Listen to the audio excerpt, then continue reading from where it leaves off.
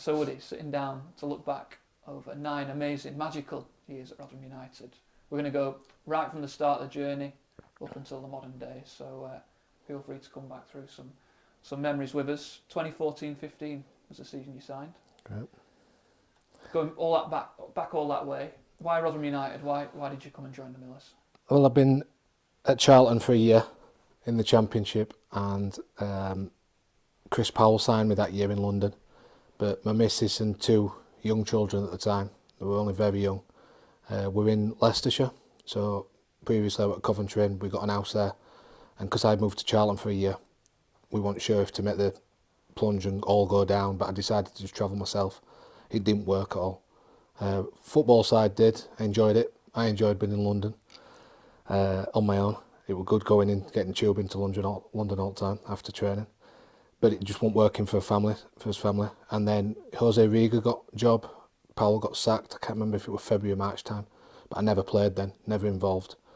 So it was right time. I got an extra year triggered in my contract, but we ended up cancelling it just because we couldn't do another year like that.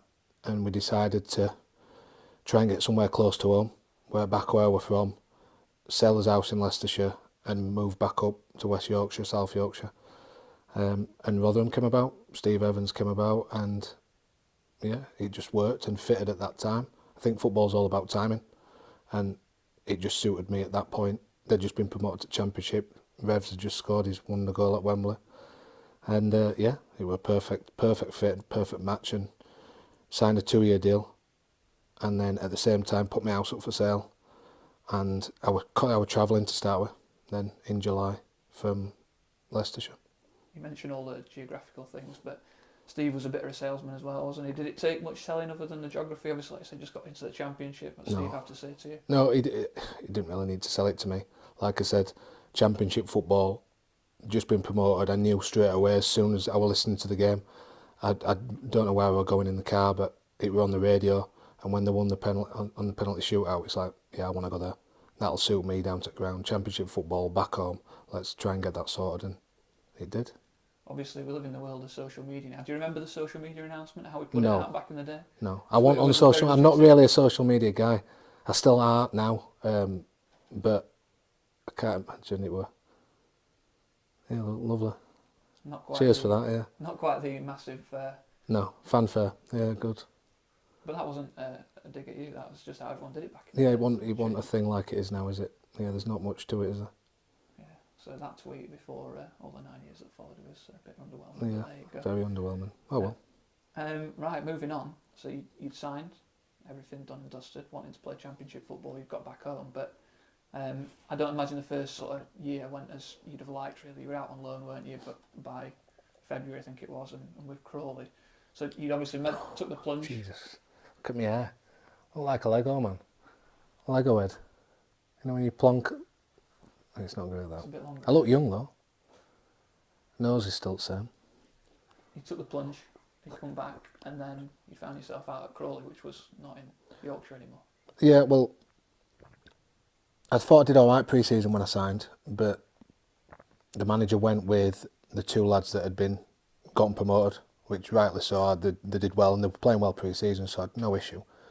And then I got injured. I played against Brentford at home. That was my first home start, and I got injured in it, hurt my knee, had an operation, and then never got back in team. And I was desperate to play, so I wasn't bothered where it was, how it came about, whatever. It just, yeah, get me there, get me some game time, and I ended up in Crawley, absolutely miles away. But it was only for a short amount of time. That's why I wanted to do it, just play, and I enjoyed it. It was good. It was nice to be back playing and scored a few goals. And it's just a shame they didn't stay up because they ended up getting relegated. But while I was there, we had a good run, and I ended up leaving a few games before the end of the season. Then they lost last few games and unfortunately went down. But it was really good. Just like re-energised me, reinvigorated my career again. It was good, very good. It was probably sort of symbolic of what was to come, really, wasn't it? Because it weren't a massive knockdown, was it? But you'd signed, you wanted to play. Yep. You had to go out. You went and got your head down. Oh, I just wanted to prove myself again. I can do it, and I went out there and did that. Obviously in League One, league below, but I proved I can still play, still do it, and I got brought back in, and then I played, I think, the last few games then. So everything was then sort of back on track. I thought it was. At any point in that, you sort of, that doesn't sound like your head fell off too much, but did any point in that sort of early stage you think it just isn't going to work here? Yeah, loads of times. Loads of times. When I was injured, that were tough, but then when I got back fit and back involved again, I'm just training hard every day and nowhere near it, and it's like, where do you go from here? And you sort of start looking, is my career elsewhere? Do I need to get a move then in summer? Do I need to try and find a different club? I didn't really know where my career was going, which, yeah, it's difficult, and people don't sort of see that side to how you are at home and how you are with your family, and it's not a nice thing. You don't come home happy like you do when you're winning and playing every week. Coming on to that, so you came back from Crawley and you played a part in us staying up. Yep. Reading, special night against them? Yeah, we're good. Really good. I enjoyed atmosphere. Atmosphere were brilliant. It was just strange for me because I'd had really no involvement in us staying up. So all the lads were buzzing and they all got on. But it felt like I were just not out of it, but I hadn't had much. Yeah, I hadn't played a lot. But I was pleased to come on in that game and help because I thought I did well. I can't remember how long. You probably know how long I came on for. Half an hour, 20 minutes? Something like that, yeah. It wasn't long. But I know I did well in the game because we were under a bit of pressure as well.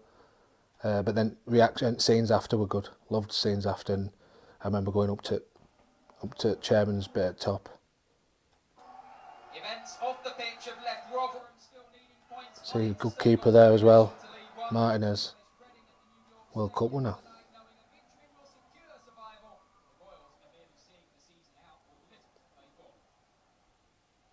But we had a good team then. Did that make things easier not being in the team to start with because it were Morgs and Arnie, like good players? I mean, Yeah, well, that's what I'm saying. I've got no complaints or arguments. I just wanted to come in and make a good impression. I thought I did, but he obviously went with the lads that got him promoted the season before, which is right. Yeah, it's fine. Because I thought they were both very good players. Morgs was brilliant.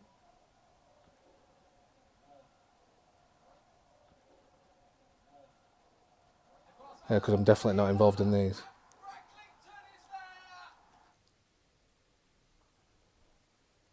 I think they were pitch invaders, if I remember right. Yeah, they were. Yeah.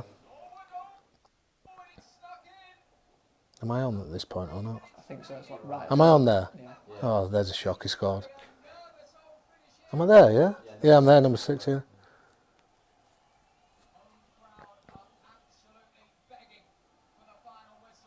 It's always hard to come on as a sub, it's horrible. As a defender, if you make a mistake, it's a goal. How quickly did you get off? I've no idea. I don't think nobody ran to me. I think I could just walk off. There's plenty of room for me to get off. No, I can't remember being swarmed like that. So they must have just run to somebody else, Frex probably, and Arnie. A new season, another challenge, but I suppose it was the same aim, weren't it? After staying up against Reading, it were do the same, maybe kick on a little bit. For you personally, who'd not played loads that first season, obviously you wanted to keep championship status, but just play a bit more with that the main aim? Yeah, just because I'd played well last couple of games, back involved, I thought, good pre-season and get myself sorted here. And I did, I played well pre-season. But then the week before the first game, I got told that I won't be involved and I was free to go on loan. So that knocked me a bit, because I thought I'd done well. I'd been involved in all pre-season games as well. But then it's like, find a loan club, because if I've been told that, I'm not going to just sit there and do nothing. I need to be playing, and I want to play. So, yeah. Do you want to hear what you had to say? So you played Stocksbridge, I think. And right. It sort of matches up what you just said. Does there. it? Oh, that's good. Second half, how's the fitness? How's it feeling? I think everything's going well at the moment. Looking quite comfortable. Good to get 45, and we got the same again a few days ago. It's just building up nicely now and all ready to go. Season a whole for you personally, you've had a couple of weeks of training and a couple of games now. You feeling fit Wow. and good? Yeah, everything's good. I'm ready to go. Just obviously need to match sharpness and the higher tempo games that are coming up in Scotland and against Leicester, which we'll need before the start of the season. How tough are these games coming to these non-league sort of outposts? I've definitely aged, haven't I? Nice, big games. In 9 years, it's took it out, do you? No. Yeah, you've just got to be professional, and obviously There's looking well. high up in the leagues, and we're expected to win, and you've just got to make sure you do things the right way, not be lazy and just think it's going to be an easy stroke. But I mean, watching that, you I don't like watching myself. It's awful. I don't like listening to interviews and doing it. Yeah, the pitches. It's like my boys, they want to listen to interviews all the time and they put it on in front of me. I'm like, no, I don't want to. I get paranoid about what I say or how I come across. We just got to do the job, and we did it quite efficiently today. so yeah, so there It's you're weird seeing that. pretty positive though. You think Yeah. I'm doing all right. Yeah. I'm get myself back in, and then Fleetwood and Chesterfield came along, didn't they? Well, So- yeah, that's what I just thought I'd done well pre-season and they get all the games and yeah. But then Fleetwood came about and it's like, yeah, not too far. I did travel. They put me up actually in a apartment in Blackpool, which were nice. So my boys were a couple of years older, obviously then, and they were excited about coming to Blackpool and staying. They thought it was oldie when they come up for the weekend. But I travelled back and forth as much as I could. And I enjoyed it. It was good to just meet new lads in different teams. I do enjoy that side of it and get to know people. Bawley were there, David Ball. Who else were there? Prox were there at the time. Just trying to think of if there's anybody else. There's a few lads that I still keep in touch with, even though I wasn't there long. I did enjoy it. I know this first part's all not negative, but keep saying the same thing. Did you have the question you had again, like, oh, here we go again, is Rotherham United just not for me? Yeah, all the time. So it was like, where's my career going? I'm going out on loan to a second team. I've never been out on loan previous in my career. And these were first times that I've been done, that's happened to me. And it's like rejection from Rotherham. That's how it felt. And it was, again, but I can't remember what transfer windows and how they worked then. But it was like, after this loan, do I then find another club at Christmas time, or where do we go from there? Let's see what happens, play as well as I can. Did all right at Fleetwood and Chesterfield, and by the time you came back, we changed manager. Steve had gone, Neil Redfern had come in. Yeah. So for any player, I suppose it's a fresh slate and a chance to impress somebody new. Yeah, I worked Chesterfield because I followed Dean Saunders. So he had me at Crawley, did Dean Saunders, and he was manager at Chesterfield. And back then, loans were for a certain amount of time, and you could then change it, and you could go to another club if you wanted to. So that's what I did. Followed him to Chesterfield, plus closer to home, which made sense. And then Neil Redfern, he was manager at Chesterfield, and I'd spoke to him while I was there, because when he got a job he rang me. But I'd never got like call back. I wanted a call back straight away, but it never came. And it came back, and my first game was Bolton away, and then he got sacked straight after that. So it's like, what is going on? That's how my career at Rotherham was then. It was just chaos. It's like, oh, I've got no chance here. It was weird. I think I played all right in that game. I didn't have a stinker. I thought it was good. I did all right for my first game back in like a new team again. I did all right, and then he gets sacked after that. I remember sleepwalking before that game as well. I must have been well up for it, and apparently I've jumped out of bed and jumped up and shouted my name as loud as I can, and jumped up for an header shouting Woodies. It's brilliant, isn't it? And I think the Neil Redfern used that in his team talk. Brilliant it was. Just the one game with Neil Redfern, and then another change of manager. This time though, you must have been thinking this is going to be a bit of me. Neil Warnock. Yeah, I knew straight away. Yeah.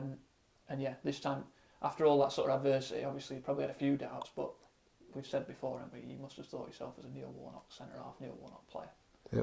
Yep. I knew before we'd even walked through the door, I'm in team now, I'm playing. Without a doubt, I'm going to play. Because I've come up against him that many times when I was at Wednesday, in the Sheffield derbies. I know he likes me anyway, because he's spoke about me enough times in a few years building up to that. Yeah, I knew I ain't got a problem. So first day he came in, started taking mick out of me. And I know that's sort of his trait and what he does. He looks for people that he knows that can handle it and do it and make an impression on the rest of the group. So he came for me straight away. And yeah, we just had a good relationship, and we always have done. It's been very good, and he's a great he's been one of my best managers, even though it was only 14 games, were it? 16, I think. 16, sorry. And correct me if I'm wrong, but I didn't realise this. You tried your best to sabotage it, getting into the team, because you got sent off in his first game in charge. Yeah, I know. That was my first ever I'm sure that's my first ever sending off as well. I'm sure it is. But yeah, so I missed one game, didn't I then? And then played the rest of them, I think. Again, did you worry then, or did you know, thinking it was Warnock, you were probably going to be all right, but missing another game? Yeah, I know. Yeah, I knew I'd be all right, I think. But it's not ideal, is it? Not ideal. Not been involved whatsoever for a year and a half, coming up to 2 years, and then get sent off after my first game with Warnock. Yeah, brilliant. But he wasn't anything bad or serious. But to be fair, he's not bothered about stuff like that. He probably enjoys or likes it, because I think it was 2 bookings, so it won't end the world. It wasn't like I'd done out stupid. 2 of you did your best to make a good impression as well. Do you know who else got sent off that day? No, go on. Your good mate. Who? John Mattock got sent off. What did he must have done something yellows. stupid? Oh, with 2 yellows. Yeah. Always sticks out in my mind when he nutted Ivan Toney. Like, what's he doing? We still managed to draw that game, by the way. I know, Against but Burnley, yeah. I think it was. Yeah, with 0-0. 0-0, yeah. Yeah. 9 on pitch, well done. Yeah, clean sheet. It's Clean all sheet, right. Yeah. We've got a nice clip of Neil Watt talking about Richard Wood. Oh, great. Yeah, he did have chances. We were speaking to Richard Wood just outside. I think he had more chances in that one game than he's had all season. I don't really know how he missed 3 of them, if I'm honest. It was very difficult to do what he did. But we all had a laugh with him anyhow. The main thing is he's playing well at the back. That's where we want him to be. And I didn't realise that it was Broadfoot's first goal since he arrived at the club, which really, that tells its own story. These lads should be getting more goals, centre-halves. Some quality balls coming in. From Joe Mattock and Newell, they both got great left pegs. I do remember that game, because when he's saying I've had loads of chances, I was getting on end of everything, but just weren't going in. I think I headed one over at Bar from about 3 yards out or something. Seems a good time to sort of touch on Neil Warnock, lift the lid on working with him behind the scenes. We've obviously seen him at work, but for people that don't know, tell us why he was so good, what was so great about him. Just how he treats you as a person, man manager, really good. Don't do too much on training ground, leaves that to his staff, coaching side of it, but man management and what he does and what he says to you and how he understands the game and what he needs at that point. And he's just good to be around. I enjoyed it, everybody enjoyed it, and I think it's when he walked in as well, Neil's been there and done it everywhere, so he's got that respect from everybody straight away as soon as he walks in a room and everybody's listening to him. It's really enjoyed it. One of the best parts of my career, that. No player at the time would have said it in any press interviews, because it's obviously not the done thing to do, but when Neil came in, we sort of looked a bit dead and buried, didn't we? We were a long way behind, and you went on that incredible run. There was the win at Hillsborough and Middlesbrough. Are they the ones that stand out? Yeah, it just galvanised us, didn't it? We didn't do anything like major, like one rocket science. What we did, he just got some old heads together, got me and Brodie at the back. I think Greg played in front of us. It wasn't difficult what he did, but it's just the simple things work, and how he worded it and how he spoke to us all were just perfect. And here we were probably out of it. We looked out of it, but then it was just an enjoyable time. That goal at Hillsborough, Darbs' goal at Hillsborough, and then, like I said, the Middlesbrough game. I don't know how we won that Middlesbrough game, because I remember in first half it was Nugent up front against me, and he got in a few times in behind me and one-on-ones and that, and I don't know how he didn't score. They've got some superstars, well, haven't they, Middlesbrough? Yeah, they were good. They were good at time. Yeah, but we just sometimes it just works like that. It's weird how football works, and it was just one of them games where you just like walk away from it like, I don't know how we've won that. As an ex-Wednesday player going back there, the whole furrow that comes with Warnock going back to Hillsborough, Yeah. was that the one that stands out, or were there any others? No, that one stood out. It was an unbelievable day, great day. Just Wardy was a joke that day as well. I remember Wardy just running his socks off, winning everything, headers, channel runs, holding it up for us. Do you remember the goal? That back post, wasn't it? Back post goal, just snuck in at back stick. I can't remember who crossed it. Here we go, Frex. It's Fraser Richardson with the throw. I don't know what Brody's doing up there either as well. It's a shame it's in front of Cop though, because you want it Back around as the fans down outside. the other end. So Low cross in, it beats everyone, but and good day, Derbyshire's in there. great day. And I don't know Rotherham what it have is the with going back lead. to like your old club. So I've And got a lot of time Derbyshire for Sheffield arriving Wednesday at the because I far started my career post. there. But you always, 6 all for the players want to do season well now for against him. former clubs. His second You in always want 2 to prove games, he yourself to it scored as a in the club. win. That's why you do it. You know, just sometimes it's meant to be. Warnock and a run that we needed, and yeah, great goal. Just all falls into place. So we've talked about all the negative feelings you might have had at this point after you've stayed up, played a massive part in it. Had you rekindled a bit of love for it? Yeah, I couldn't wait for next season then. Our contract then as well. So I spoke to Neil, obviously won't stay in, but they recommended that we sign another deal, which I did, and couldn't wait for season after and who would be manager. Looking forward to it. And obviously we know about your relationship with the fans now, but was that the first time you sort of felt you were building a relationship with them? So they'd seen you play a little bit and get to know you as a player and probably... Yeah, I'm hoping so. I'm hoping they realise then what I'm about. And it was only a short period, but you could see what Neil thought of me and what he was trying to build for us to stay up, and it worked. What you need to carry on, and just a solid, dependable player. That's all I am. I'm not nothing. I'm not a world beater or anything like that. But if you need to be someone dependable and can organise and lead team, that's what I can do. We sort of took to battering you throughout your time at Rotherham United because you took it as such a good sport. Yeah, I always do. Always. I'm not fussed about people taking mick out of me or me doing it myself. I'm always up for that. I think that shows with me greedy celebration and red wine, and I'm not bothered. If lads want me to do something and they push me that much, yeah, it's like, yeah, I'll just do it. Be alright. Is it that accurate, would you say?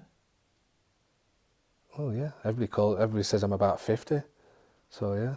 So we've got that one, and there's a little video that we rinsed you with at the time.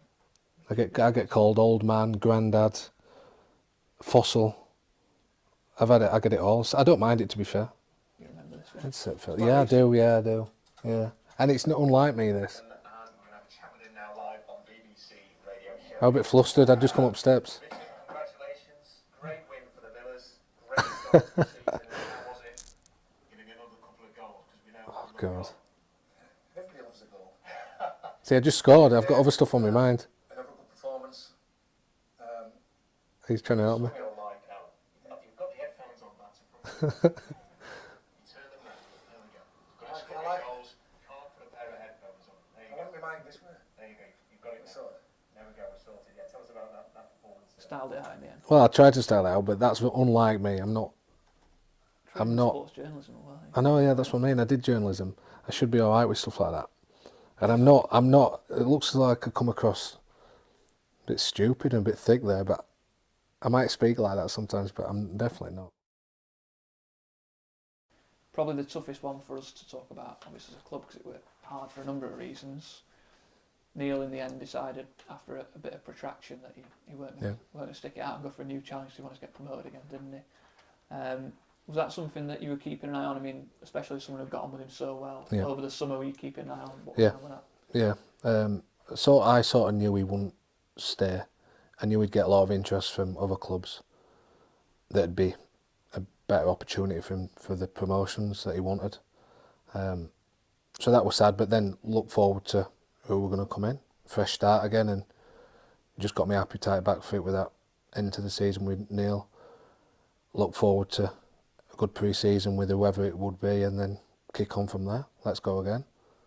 But it wasn't to be. Like it wasn't to be. Yeah. Yeah, it was just back and forth. It was a nightmare. But I don't know why people didn't believe in me or think, I don't know, that I didn't suit the team, and I don't know what it was. No idea. So I suppose at least you got some credit in the bank. Yeah. With Warnock, as Alan Stubbs came in, who, again, we probably know a lot about him as a manager, as a player, he probably wouldn't have done, but centre half, big strapping centre half as well, probably not too dissimilar to yourself. Did you look at that with a bit of hope as well, thinking? Yeah, to be fair, it didn't bother me who came in as manager and what position he wore or what it is. I just thought I could make an impression, and like I always do, or try to do. But for whatever reason, previous managers weren't taking to me. So they were just hopeful that this would happen, and it didn't. Unfortunately, it didn't again. And then Do you remember? it wasn't a great season anyway, were it? No. It would, well, it wasn't at worst. Do you remember that first game though? You remember who it was against? No. So it were Wolves, Oh, I do, yeah. Will played, didn't it? It was Will's debut, were it? Will Vokes. and we were 2-0 up at half time. Yeah, we're flying. We're cruising. Did you?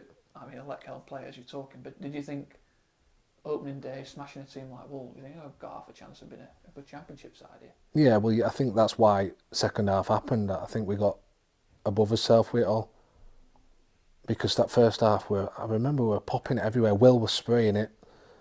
And we were just like maybe too comfortable. And then we've gone out in second half and two halves are never the same. And that's what managers always say. You get it all the time, managers saying stuff like that. Oh, great goal. Yeah, you get it all the time, don't you? The two halves are never the same. Yeah. But I can't remember what we said at half time. I've no idea. But that second half, we were terrible. It was like two different teams, wasn't it? Some way to start season though, because like I said, we popped them off par. Well, yeah, for that first half, yeah, it was good. It was nice to play as well. Oh, Not taking any blame for that goal, weren't you? yeah, You were right. I was sort of involved in it. Sort of playing offside, wasn't I? Campy and that. It's weird how many players I've played with as well, and that when you see certain people now, tells.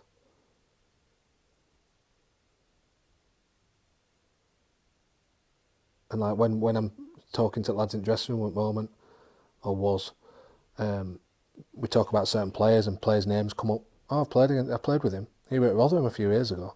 It's like we've had that many players over my career. But you won a Steve's 88, I think. Yeah, yeah, there were a lot on there. It's 88, like loan signings. I remember Swifty coming in. Swifty were a great player as well. Oh. So yeah, that looked like a good start. Still drew 2-2, didn't you? So not bad.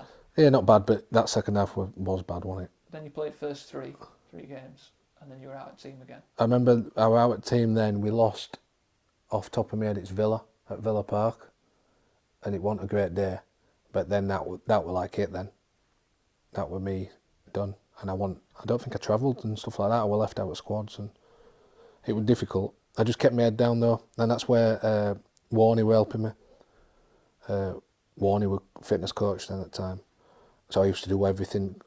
I'd have weekend off if I wasn't travelling, if it were away, so I'd say to Warney, can you do some stuff with me? And he always used to speak to me about how to keep my head and keep going with my career, and he really helped me through that time actually, and kept me fit. Well, that about sort of some like finishes your involvement in Alan Stubbs' short-term career, because then he went and Kenny Jackett came in. Oh yeah, there was Kenny before that as well, yeah. Yeah, you were straight back in the side under Kenny, another experienced manager. Played pretty much every game, albeit it was a short reign. Yeah. Was it obviously disappointing for you as players that you left so suddenly? I mean, I know it was tough on the pitch, but Yeah, I don't really know what happened with that, like all background information with stuff on why he did leave. But when he came in, I were quite pleased as well, because straight away obviously brought me back in. So it was similar to like a Warnock situation where he sort of brought me back in, experienced player, or I'd like to think of experienced player, just reliable, getting back in team. And I think I was captain as well. He gave me captain's armband after a few games and played as captain, which were nice. So I thought, oh, we're back on track here. And then with 5 games. it's like 39 days, I think. So, yeah. And it's like, again, then it's like, I get my hopes up again. And then that happens. It's like, oh, it's never going to work this. I mean, I know it came as a big shock to like fans on the outside, but was it equally a big shock to you? Like, Yeah. Yeah, we knew nothing of it. Like I say, I don't know all information and what really happened. It was strange, really, after a short amount of time. But again, it's like we're back to square one again. It's like, oh God, here we go again. And is my career going to take off at Rotherham? Am I just floating along? That's what it felt like. I was just floating along. My career was going nowhere. I'd play a few games, Warnock, do well. Then it's just back to square one again.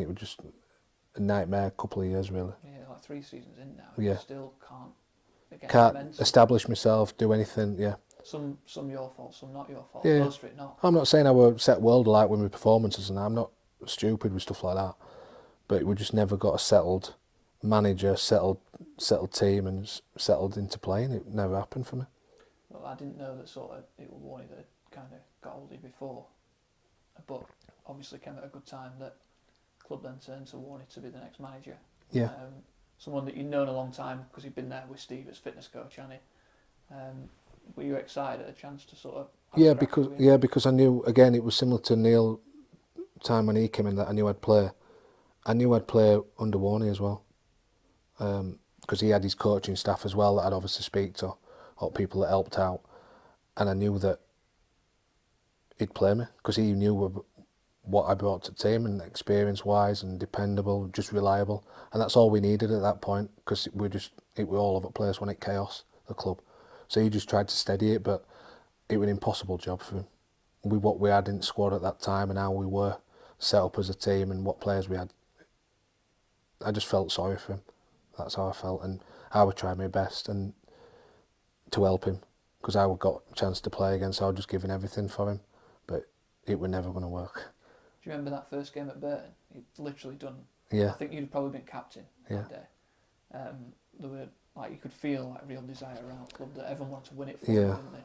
And it was just the feel-good factor behind the game to start with. We were all there. I think we had a picture in front of the bus before we set off. So I think, looking back now, he'd probably do it loads different would Warney now, and how we prepared and what we did. I think we're all too emotional, because we all wanted it so much for him because he's that good a person. I think everybody was behind him that much.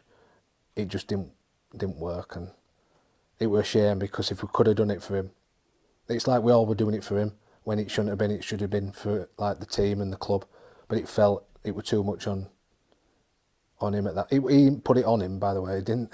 It was nothing about him. He's all for the team, but that's how it felt, and it was a shame that we couldn't get a result. I seem to remember it must have been you that led it. I'm sure there were like an extra like pre-match huddle before game as well, and I'm assuming you probably said some along the lines of "Come, let's do it for Warney." Yeah, and then maybe I should. That's what I'm saying. Looking back now, I sort of regret that, because as much as you wanted to do it for him, it was too much. It was just too emotional. Were he emotional in the dressing room afterwards? Yeah. Doing his press. Yeah, and then that's when then I think next few weeks it's been well documented about him and how he felt and all his emotions that we were going through, and did he want to take job, and I myself and I think other players and other staff members wanted him to take the job, because we all realised how good he was to be able to do it. He just needed to, which he does now, control his emotions a lot better. But that first game, yeah, it wasn't a nice day. I mean, that you said it there. Obviously, we don't know, but were there a few players in that group that thought, because obviously no one knew what we were going to be like as a manager, thought this guy can probably cut it, because obviously we went down that season. Yeah. You still thought like, Well, he had everything before that. Like, as a fitness coach, he was doing everything that like a manager would do, and how he spoke to players and what he did. Everybody knew that he could step up and do it, and there were no doubt in people's minds. Yeah, he just needed to believe more, and look at him now. He's doing great, and it just shows. Just needs to get through that season. That season was not a nice season for him. Probably worst start, but then that's probably bedded it in for him, give him experience to then make himself a better manager. And if anything positive did come out of that season, as young man just there is about to appear on one of these clips as well, you did get the family feel back, didn't it? Rotherham, as you probably found now, is very much a family club, and Warney sort of gave you that back, and this clip's probably quite a good example, if you remember. Yeah, this is where like Warney's been one of my best managers, because the personal side to everything, and the family side, and the caring that he shows you.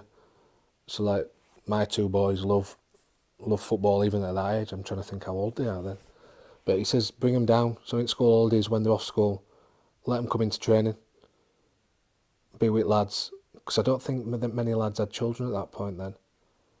He says they're more than welcome to come in, and I've never had that before. Obviously I haven't had children that long, but I've never seen it either in my previous clubs, and they love coming in, and that makes me appreciate the manager more and the club more, and it just makes myself a better person and better player and perform better. If I've got an happy life and happy mind, and my kids are happy coming in, happy days, isn't it? That's why he's seen as such a good manager, because things like that. I don't think people have seen that either, where my children were allowed to come in. Yeah. They loved it. Get banter with all lads every day. They didn't come in every day, but I'd just pick and choose when to come in. I won't come in like the day before a game when it's serious, but if we've got like a few days before a game and it's quite light-hearted, lads will be brilliant with them as well. They'd be in gym doing press-ups and that with some of the lads. It was fun. It's been good, and they've got a great relationship with all players, which is what I like as well. And they've obviously gone through quite a change in their life in terms of going through them years where you're getting a bit older from being a kid to teenager. Yeah. They've been very much a part of the journey all the way through, haven't they? Yeah, they have, yeah. They say hello to club staff, they say hello to everyone. So from there on in, really, they were a big part of it. Yeah, because when I signed in 2014, Yeah. my youngest was 4 then. So before that, he probably didn't understand football and know it.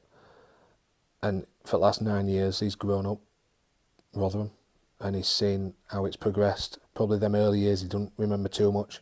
Remembers going to Blackpool, been in an apartment, going to Pleasure Beach and been on beach and stuff like that. But he don't remember the football side and what happens. But probably the last 6 years since Warney came in charge and he were able to come in, they both then understood it and they've followed Rotherham and they've been a long journey with me. Yeah, it's been good. They've got their Been Man really City good. kits and Dortmund kits, as we saw in a couple of lockdown bits and pieces. But would you say that they're Rotherham fans now as well? Yeah, definitely. Yeah. The eldest is Man City for some random reason, probably because they're doing so well. And my youngest is Liverpool. They're the two like Prem teams, but I don't force anything on them. I'm not massive football fan for one particular club. It's never been pushed on me from my family. So for them, it's just, Dad plays at Rotherham, and I've done for that long. It's a big place in their heart for them probably, and we'll always come and watch. Yeah, this season probably get you smiling before we start talking about it, to be fair, because we know how it finishes. Yeah. But start the season brightly, playing plenty of games, club captain. Do you have an idea after sort of the first 5 or 10 games it were going to be a good one? I can't remember. I just remember from January onwards. That's when it started to like kick in, and we were really going for it. Before that, is that when we were struggling for a bit, and it was Blackpool away? Yeah, I can't remember how we started season. I'll take you back a little bit. So you started bright, and we'll see what you said after being involved for a couple of games. Yeah, I'm shocked. I'm saying determined to keep hold of it. Training around must be a much brighter place these days. Obviously, we've been back over the last couple of weeks or so. Very good, as you can expect. Winning games, it just breeds confidence, and it's a nice place to be at the moment. The training ground is full of life. You've been heavily involved in the last 3 games. How good is it to be back on the park again? Yeah, it's good. Any footballer just wants to play, and I'm no different, and I've been patient and waiting for my chance.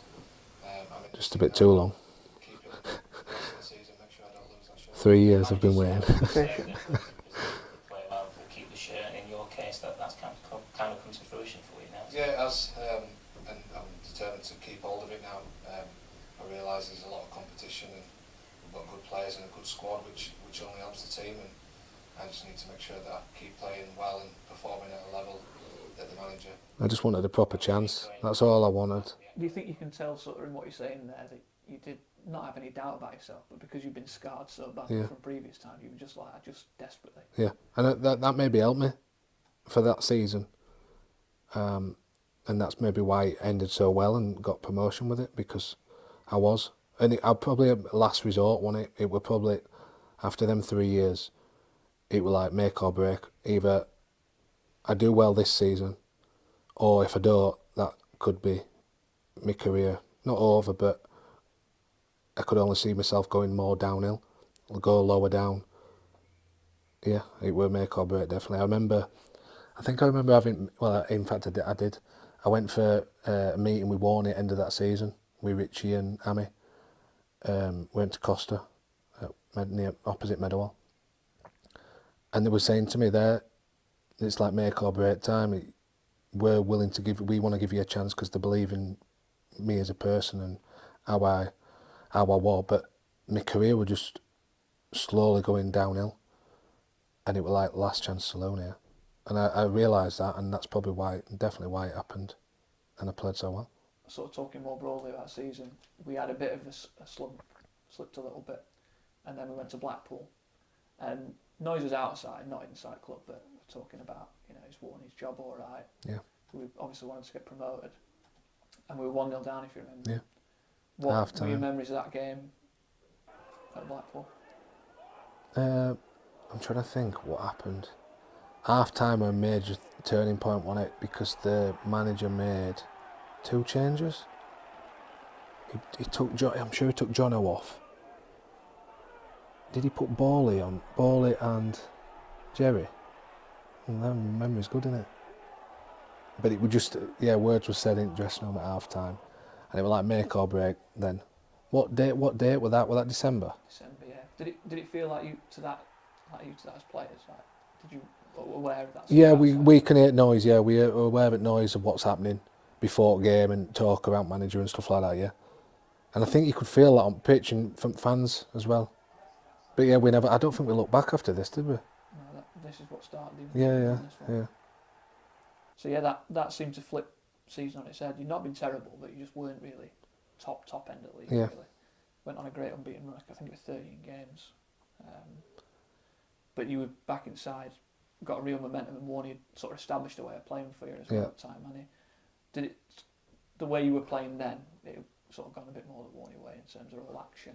And did you feel that was suiting you more and more? Yeah, and I were getting to grips with it because I was playing every week.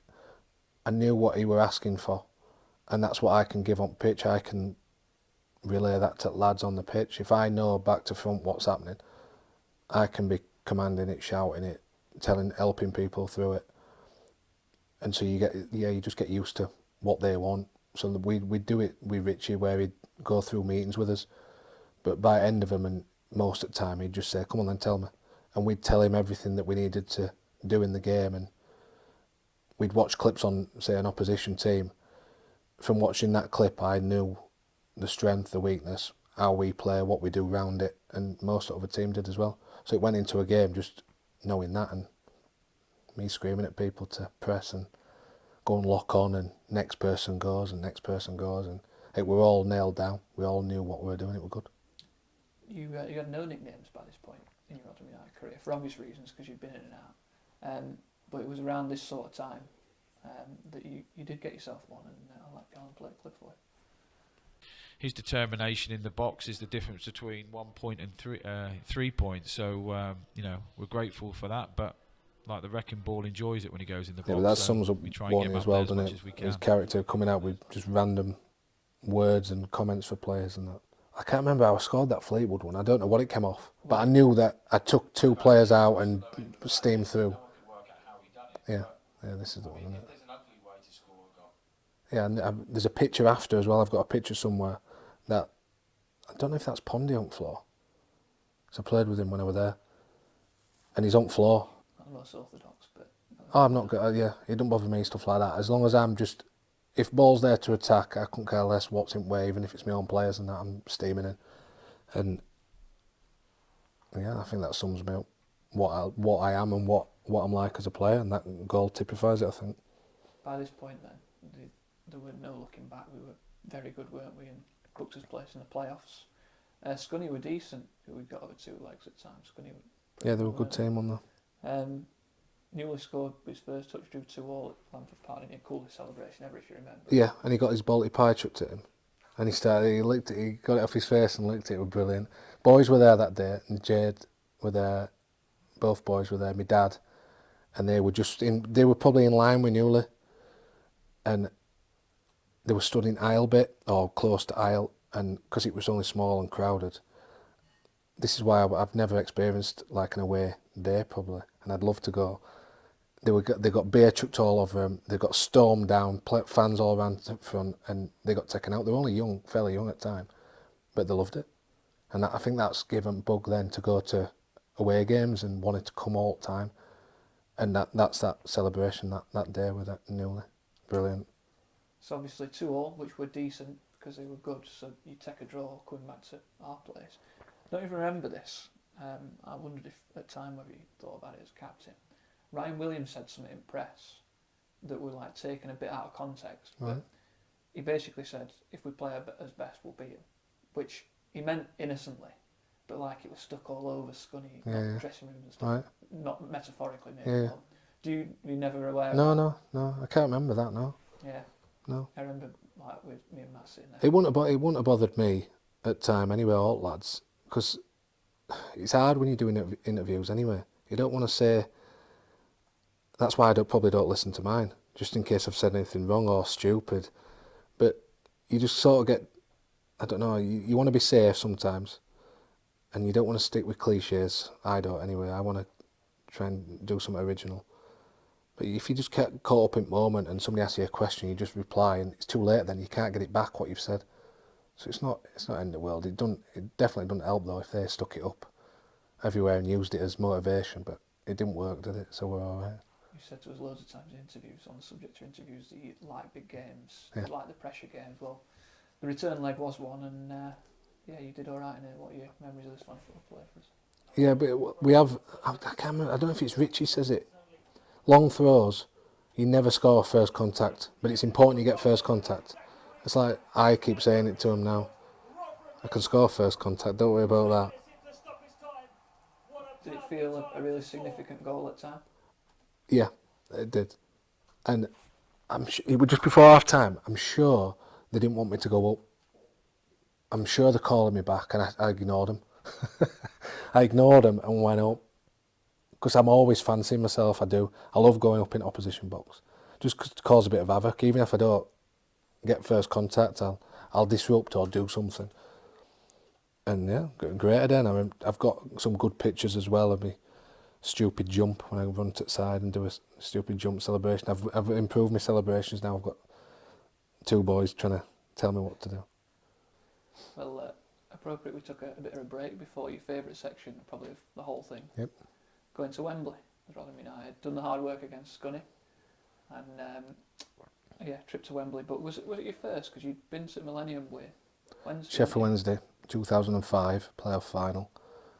I've played at Old Wembley, which is another good thing that not many people know. It was Wakefield District Schools team, little tournament. I was 10, I think, at the time. So that was a good experience to do that. I can't remember too much about it. But yeah, first time at the new Wembley. Really looking forward to it and couldn't wait to go. By the time you got to this stage as well, you've always been really good for sort of recognising that these things don't come around every 2 minutes. You only get so many promotions. I mean, you've been lucky, but were you sort of thinking along those lines before you went? Yeah. Just because it was time from my first one in 2005 till that time then. Obviously, I've got children as well. It was a big thing that I wanted to make sure that we enjoyed it and we won. But they don't come around often. That's what I was saying to most other lads. Or trying to explain to them. Some lads who'd already experienced stuff like that and been lucky. Well, I don't know if it's luck. It's, again, timing. And then, obviously, being a good player and in a good team. And that's what it just all comes down to timing. And everything just seemed to, in my career, go to that point. We spoke about it earlier. About how hard it's been for me. And then it came to crossroads at that end of the season. We won it at Costa. And then it's ended at this point now. Obviously, we can't speak for it because we've never done it, but when you're a captain, you're the first player out of the tunnel, that roar of noise you get, I mean, I imagine that's a pretty proud feeling. It might wear off a bit over time, but was leading the team out at Wembley. No, unbelievable day. It's what you dream of doing when you're young. You obviously your dreams playing at Wembley for England, which I never got a chance to do. But it ain't bad leading a Rotherham team out, leading my team out as captain. But it's some feeling, and yeah, I'll never forget that day. What about the morning? Do you remember bits of the morning? I know Warney, I think, played video messages. Well, Yeah, he did. Jada recorded one for us. Yeah, video message they were hard. really good thing to do, motivational wise. It was unbelievable because nobody knew about it. So we had this meeting it was just before we got on bus, and they just hard to watch. Even watching all other lads, because I knew families from all other players. We'd met everybody. We knew what people had been through and the stories behind what had been said, what journeys people had been on, because we'd all spoke about it as a team earlier in the season. Another thing that Warney did with us, we all knew about each other. So not just mine. It does hit you when my boys and Jade comes on the camera, but just to hear everybody else's good luck messages were a nice thing, and just a nice way to set that day off and go to travel to the game. But my morning was normal. I slept well, which was nice. Normal sort of thing. It was a nice hotel. We stopped at Grove, so a bit more upmarket than most at hotels we stop in. But it was just normal routine match day. Try and keep everything as normal as I could, and I felt good going into it. I felt confident and positive. I wasn't nervous at all. Yeah, looking forward to it. It was a good day, very good day. Not the first time you had these highlights on this TV, but we'll play them for you. And they've to be fair, they've been on a lot of times. These.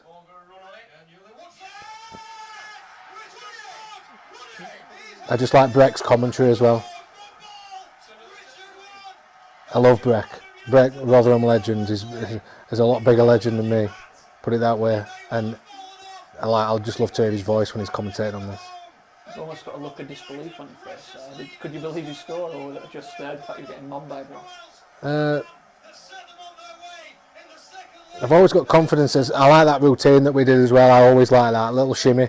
I don't have much body movement, but yeah, like Breck says, off training ground, we work on it. And when I've got a run like that, nobody's stopping me. But I felt confident even before that. I'd got close to a few free kicks. I won penalty, and they didn't know how to mark me. I was buzzing. It's like, next corner, come on, I'll get it again. And then that public celebration is just relief. Probably didn't know what to do either. I hadn't worked on my celebrations by that point, so I just didn't know what to do. Just run off to the corner, but at that stage, you don't know what our game's going to turn out. But I was absolutely buzzing. I'd scored it with some feeling. It's the second one. They got away through to extra time, haven't we? And Newell's cross.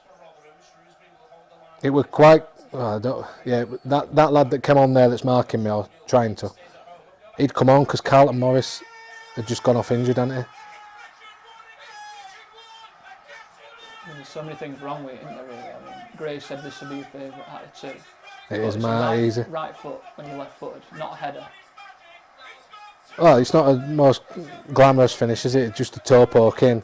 But I knew straight away, as soon as I got my foot on it, I knew it was going in. And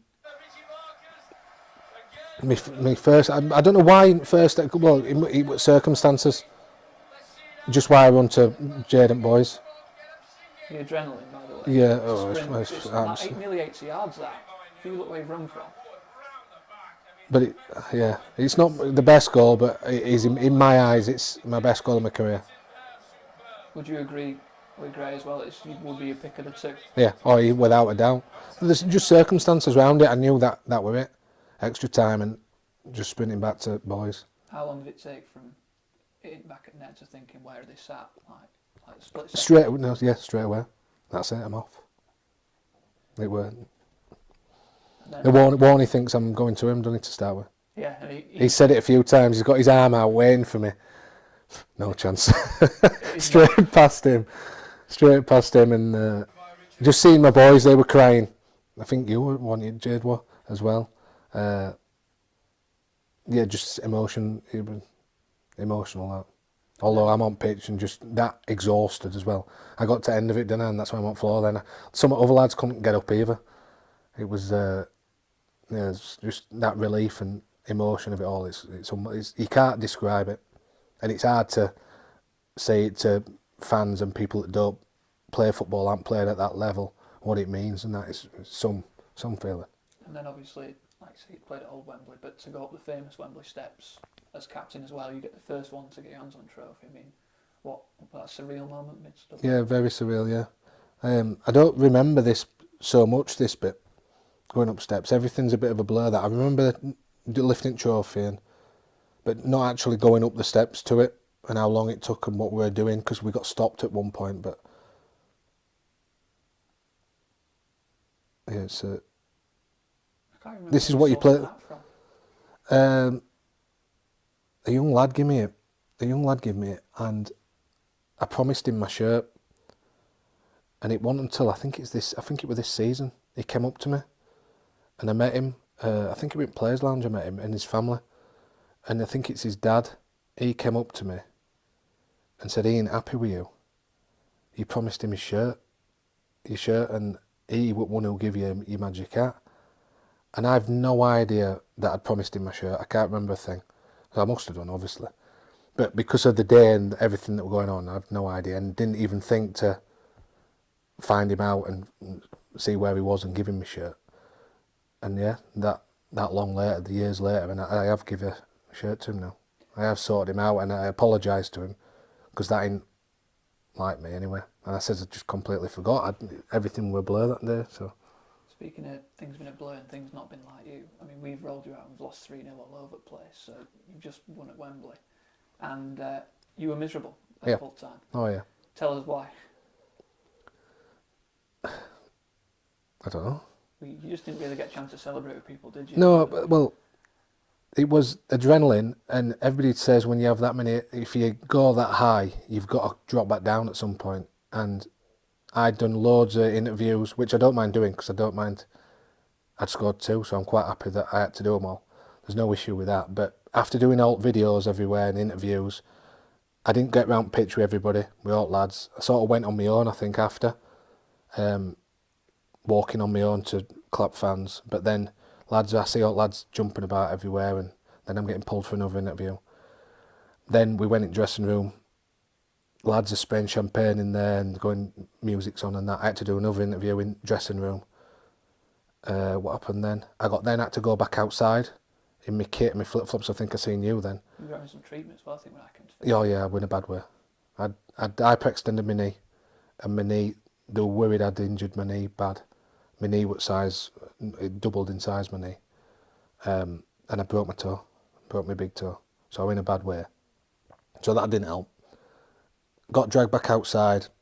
I think I had pictures with the media team and stuff like that. Did interviews with them. Did interview with EFL.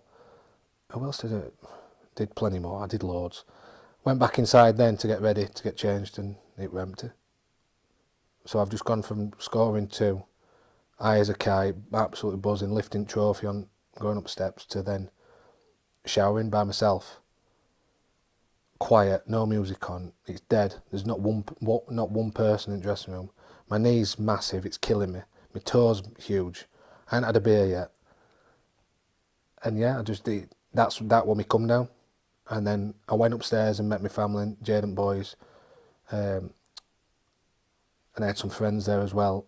And I had trophy. I think I had trophy. In fact, I had trophy with me. I had trophy with me. I was allowed to carry that all night then.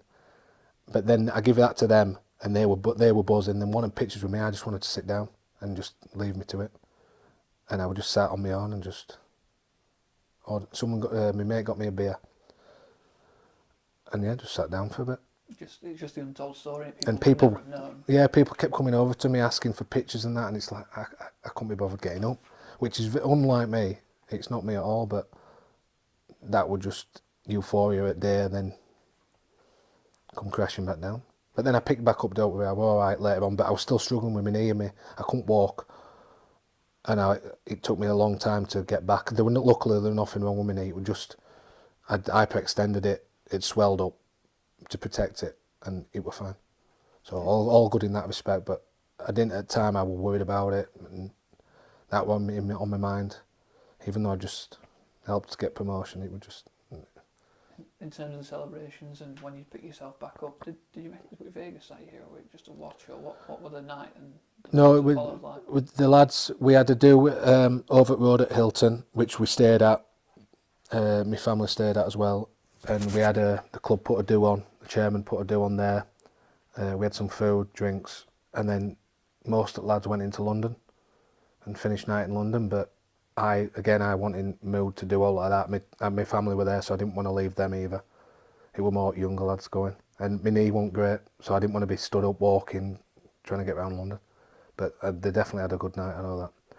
And then we got, the club managed to sort us out watches that year as like a thank you, as a gift, and I've got it upstairs, and obviously I'll keep hold of that watch, and that's my promotion watch from Wembley. It's really nice. Part of the Warner era and Rotherham United commitment to communities, you've been roped into all sorts of different things, but many video messages. Oh yeah, I did loads. And you weren't good at any of them. So you tried your best, but you weren't good at any of them. Reading from scripts were even worse. So yeah, we'll play you your most recent effort back and tell us why it was so tough to do. Hi Matthew and Kate, it's Richard Wood here. Just want to wish you all the best on your wedding day on the 3rd of June. Hope it all goes well, hope you have a great time, which I'm sure you will, and hope your daughter Millie also has a great day. Enjoy it. It's terrible. Don't have too many beers, and see you soon. Bye. Did I not? We didn't send that, did we? I can't remember. He had 2 takes here. I meant to delete one, and I must have kept it on because did I bother your phone? Oh wow! I should have. I knew I had to delete one because I did a few. Normally it takes me loads of takes. I'm awful. I'm like the view's terrible as well. I should hold it up. You just get my nostrils and all sorts. That's terrible. That. But you did always try for us, to be fair, didn't you? I'm always happy to do them, but like through lockdown and that, you'd think I'd improve, but I definitely haven't. It takes me a good few takes to do them all. It's not a nice thing to do. You didn't say proud in there either, so you're alright. Yeah, well. Right, That is bad. That is bad. That's the good thing about COVID, and well, it's not COVID wasn't good, but doing lockdown messages at home.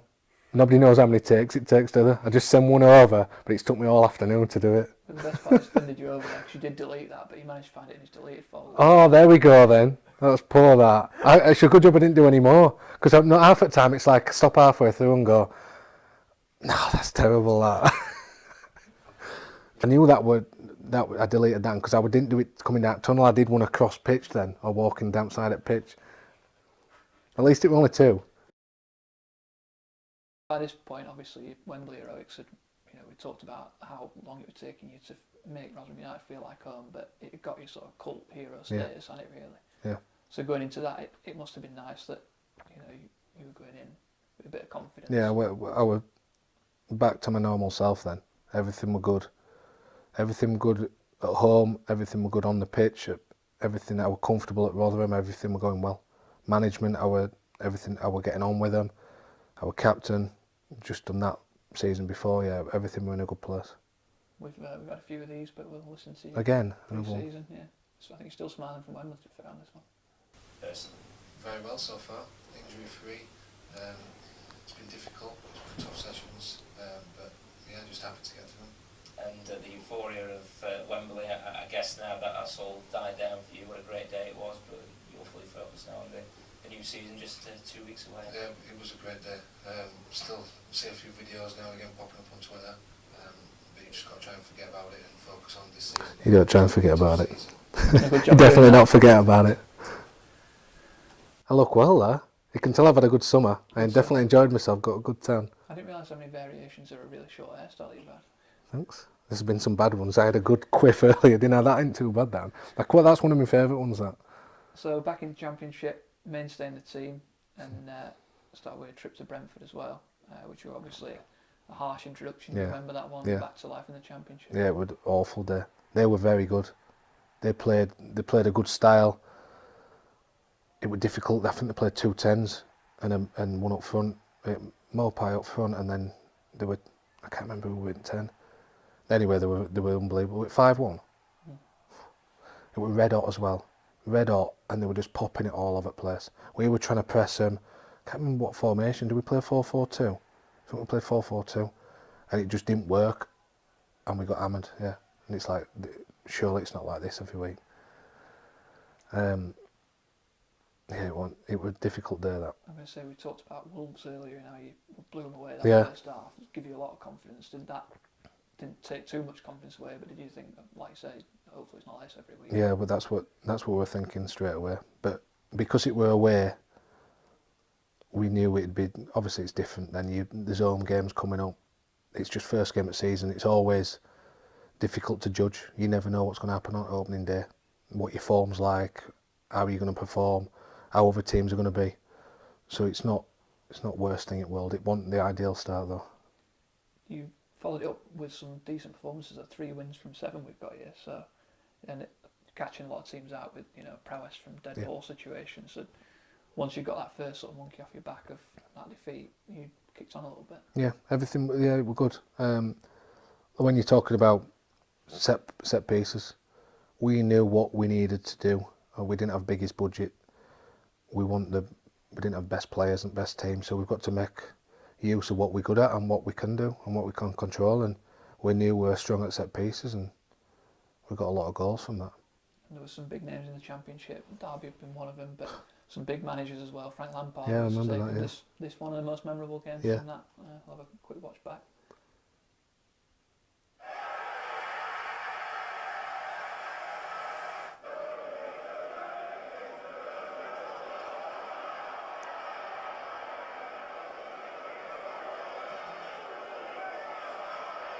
Oh. This went grass along. You tell me. I think probably were, to be fair. I'm sure it will.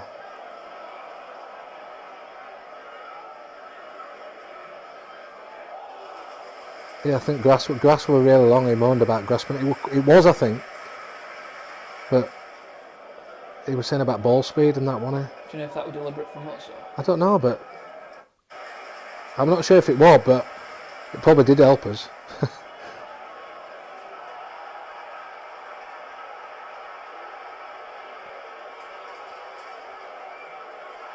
Ooh. But they didn't like it, did they? Everything, atmosphere, everything, they got worked up by it.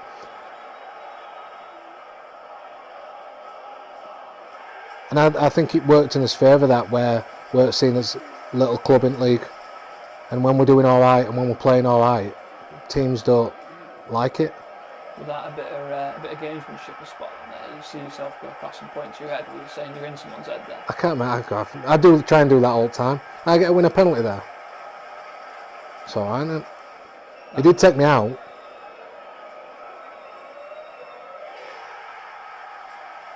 Like I said, at this sort of point, when Frank he got fined for that, right, Manning. You see that? No. Kissed badge. Oh yeah, I remember it. He kissed badge and he won lawn. He just signed for us. His kissing badge. He got fined for it. Then I remember Lampard getting sent off. Did that feel satisfactory to be a part of that game? Yeah, good. Yeah, I remember that. That was a good day. Just because I think we got under the skin, didn't we? Everything about it. They were moaning about pitch. They got sent off. He got sent off. The giveaway penalty. Everything just went against them. Or that's what it seemed like to them, and they didn't like it. Leads us nicely into the next sort of bit in terms of, you mentioned Derby and us being massive underdogs and that. Did you sort of embrace that throughout that season? Yeah. That's what we had to do. That's what you've got to work with what you've got. And when budget's low and we can't bring loads of players in and spend what everybody else does. It's like we've got to get under the skin, and that's why it worked so well. I think our way of playing, pressing, getting in the face, teams didn't like it. And then set piece wise, people moan at us saying we'll lump it long, direct, big, strong. That's been like what teams say about us for years now, and it didn't always necessarily. It does. We do that. Don't get me wrong, but it does. We don't always do it. We do mix it up, and we've played some nice stuff and scored some good goals. It's not just lump it up to big man or lump it in from miles away and get it in. It does help when we do that though. The one place that you probably couldn't argue being underdogs at in that season as well, Man City in the FA Cup, you got a nice trip to Etihad, didn't you? Yeah, it was good, but I don't mind saying it now because we can, but I didn't play in that game. I went bench, but I played the week before, and this is where I've got a great relationship with Warney management team, or I did have, because they've obviously moved on and I have now, but I'd always but I'd always go in saying I should be playing.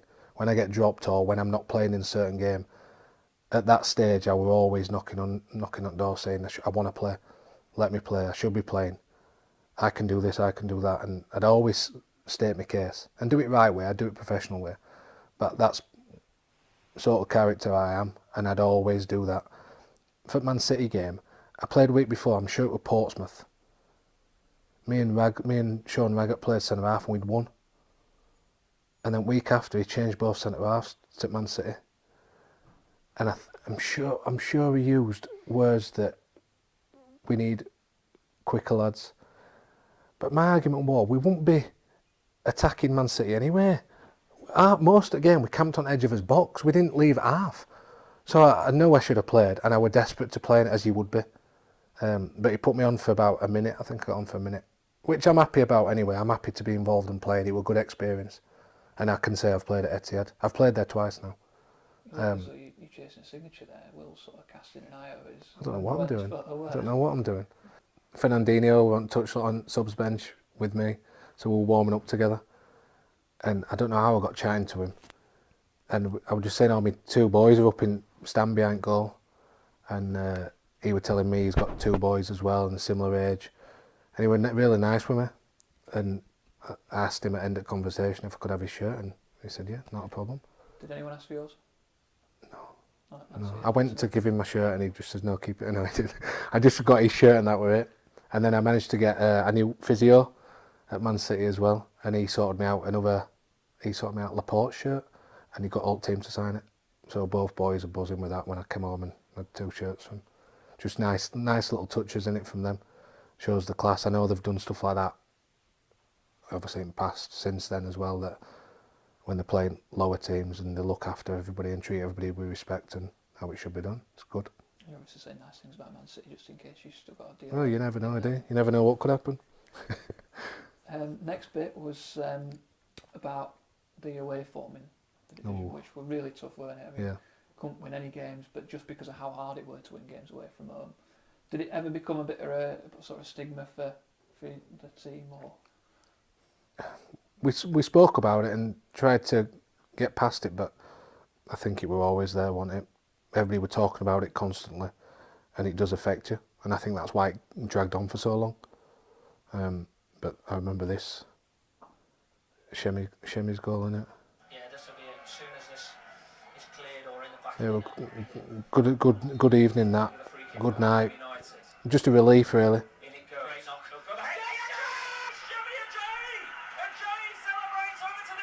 Yeah, we're a long time coming, that. Wow. How long were it? How many games? 1,068 days it was. It's not good, is it? Not good.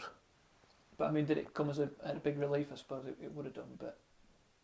Yeah, it was a relief, but that's the main reason why you get relegated, isn't it? If you can't pick up points away from home, it's not good, and that's probably the main factor why we went down. Just couldn't quite sort of get over the line, and played really well at West Brom, if you remember. Yeah. I think that was the day we were confirmed as going down. But what were your sort of memories of this, and obviously Warney getting emotional at full time? Really enjoy spending my time with them. You know, my life away from football isn't amazing, but spending time with them is like sunshine to my soul. So in that respect, it's been great. And we've just got one game left, so if we can finish with a win or a great performance, then we can go into the summer, in my opinion, with our head held high.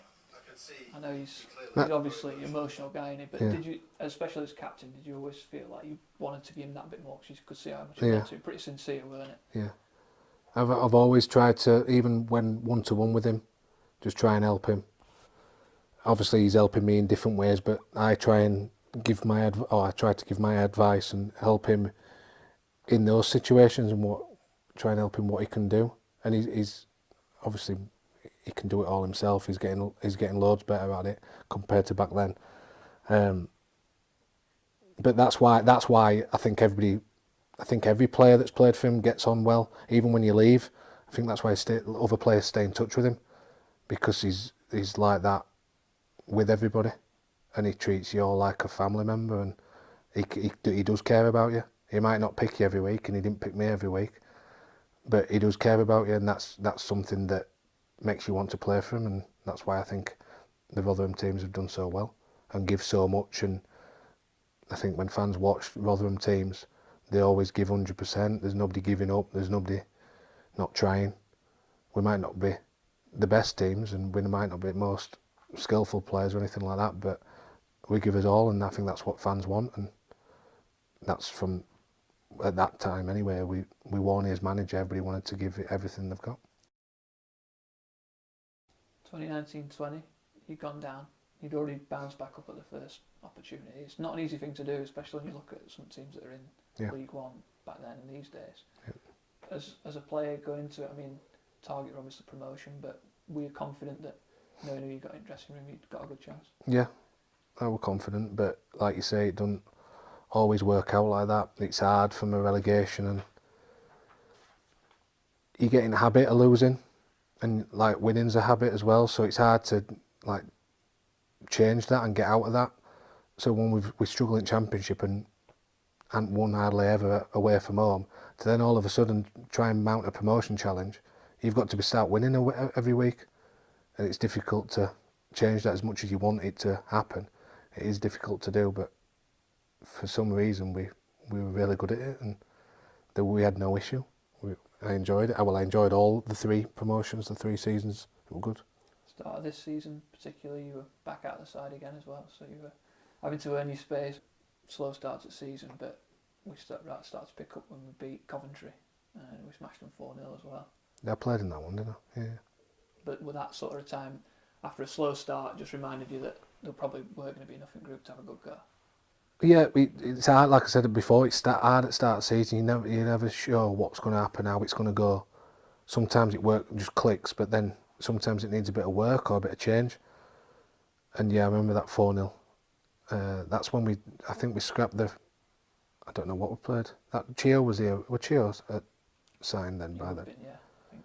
Just trying to think what formation we played then. I'm sure Crooksy were off, Smudge up front.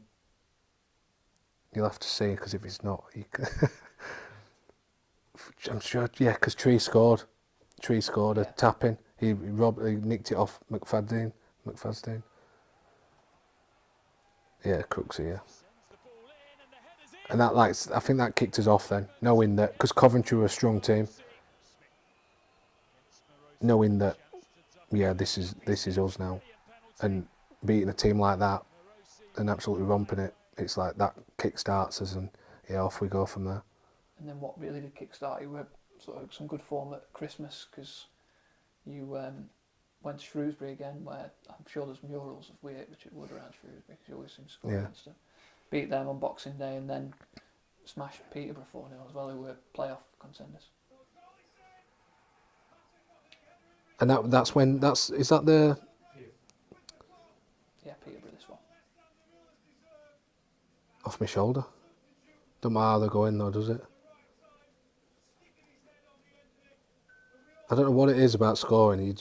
I love going into the box, and even though I'm a defender, I'm just causing havoc and scoring a goal.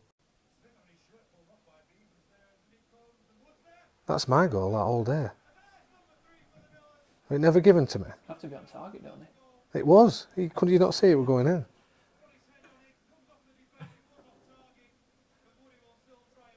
I will. And I tried to. You carried on with a few more goals after that as well. Oxford and Ipswich. Yeah, that was the Oxford away. That was a good performance, and that was at the time when for Richie Barker won it, which was nice thing that the fans did then. After the game, we all walked over, didn't we? But yeah, great result. And they were going well at the time, and we blew them out of water again. Played really well, and yeah, it was nice header that. That's one of my better goals. I like that one. Back post, back across. There were a lot of sort of loss that season as well. So you mentioned Richie right at the point that one after, but Crooksy had lost Jordan Sinnott. Yeah. And I think Adam Thompson. Yeah. His dad died that season as well. Did that? I mean, Warner use anything like that to try and bring you together? Yeah. But did it genuinely bring you together? Yeah, of course it did. Yeah. It sort of just brings you closer, and you just try and you just help people through it and do what you can.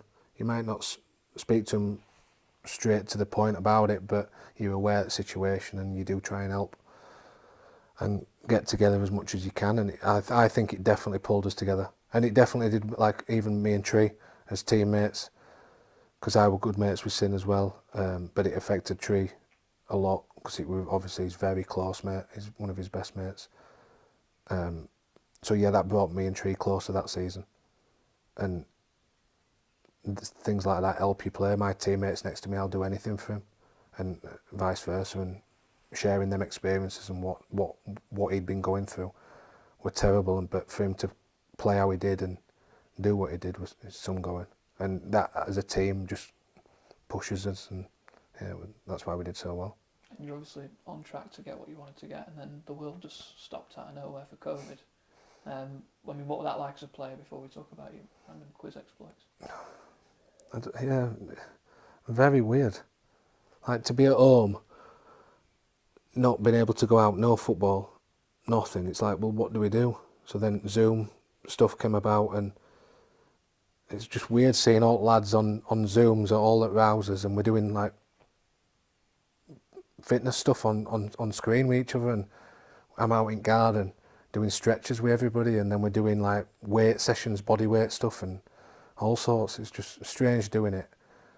Getting on bike when we can. I bought a fitness bike and we're doing that just to keep fit. Then we're doing 5Ks. I must be 5K champion around here, with the amount of 5Ks I did. But it was just a weird situation to be in. And yeah, it's a good job weather were nice, because I got a good tan there and we just didn't garden a lot. But it would maybe nice for me at my age to get time off. It wasn't relentless football all the way through. So in that respect, it may be a good thing. Because of all the uncertainty as well, though, you had to sort of make sure you were still going to be sure, Yeah. because you didn't know if you were going to come back or not. No, so that's what Zoom classes were for with fitness coach. It dragged on for ages about the league as well. Is it carrying on? What's happening? What we're going to do? But it was a nice relief when it finally got through, because I was doing loads of meetings with PFA, I was on EFL meetings, sorting everything out, trying to work out what's happening. I was on phone to club all the time, speaking, liaising with club what's happening, because I was like the spokesperson for the rest of the lads with that. And then I'm having messages constantly on WhatsApp, on group, from everybody saying what's happening, is it finishing, are we going to play them? That side of it were a bit tedious, but the rest were nice. And we mentioned a few times in conversations this afternoon that you do anything for us, and manager did a few of these, but you jumped on a quiz for us, and had a couple of glasses of wine for some confidence as well. A couple. And I don't know, I think a fan said, didn't they, how many wines were in front of me, and they kept watching how many times it was topped up, and they were trying to work out how many bottles I'd had. It's not my style to do like the main, don't get me wrong, I'd like being captain and leading the team on a football sense, but doing something like this, and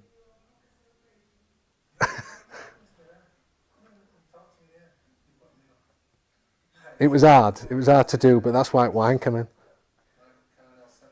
Did the wine have any part in you singing your own song that actually happened at some point? I don't know if it's in this clip. I don't know, but like all I do is when I was doing it, when I was thinking about it, is because I know Warney had done some, and he's obviously, it's a breeze for him.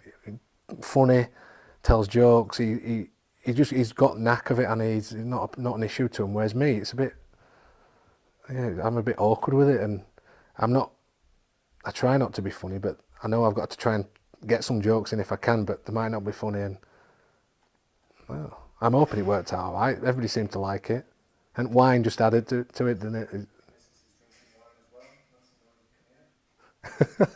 She didn't want to come on camera either. Oh God.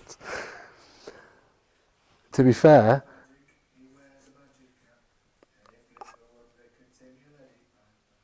it's awful that. Wow. I'm not even putting any effort in, really.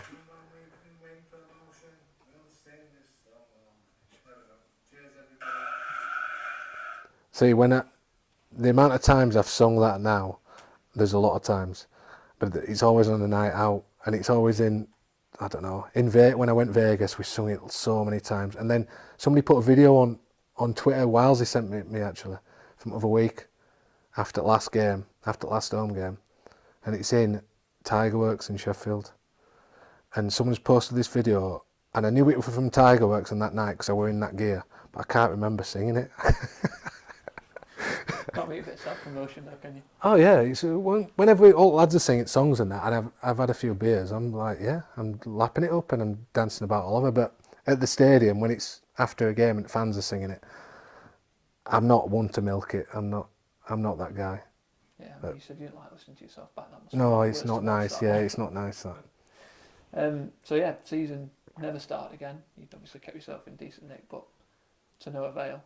And promoted by points per game. Do you remember sort of getting the news through? I remember being in office and Paul were on calls trying to find out what was happening, and all of a sudden we're promoted.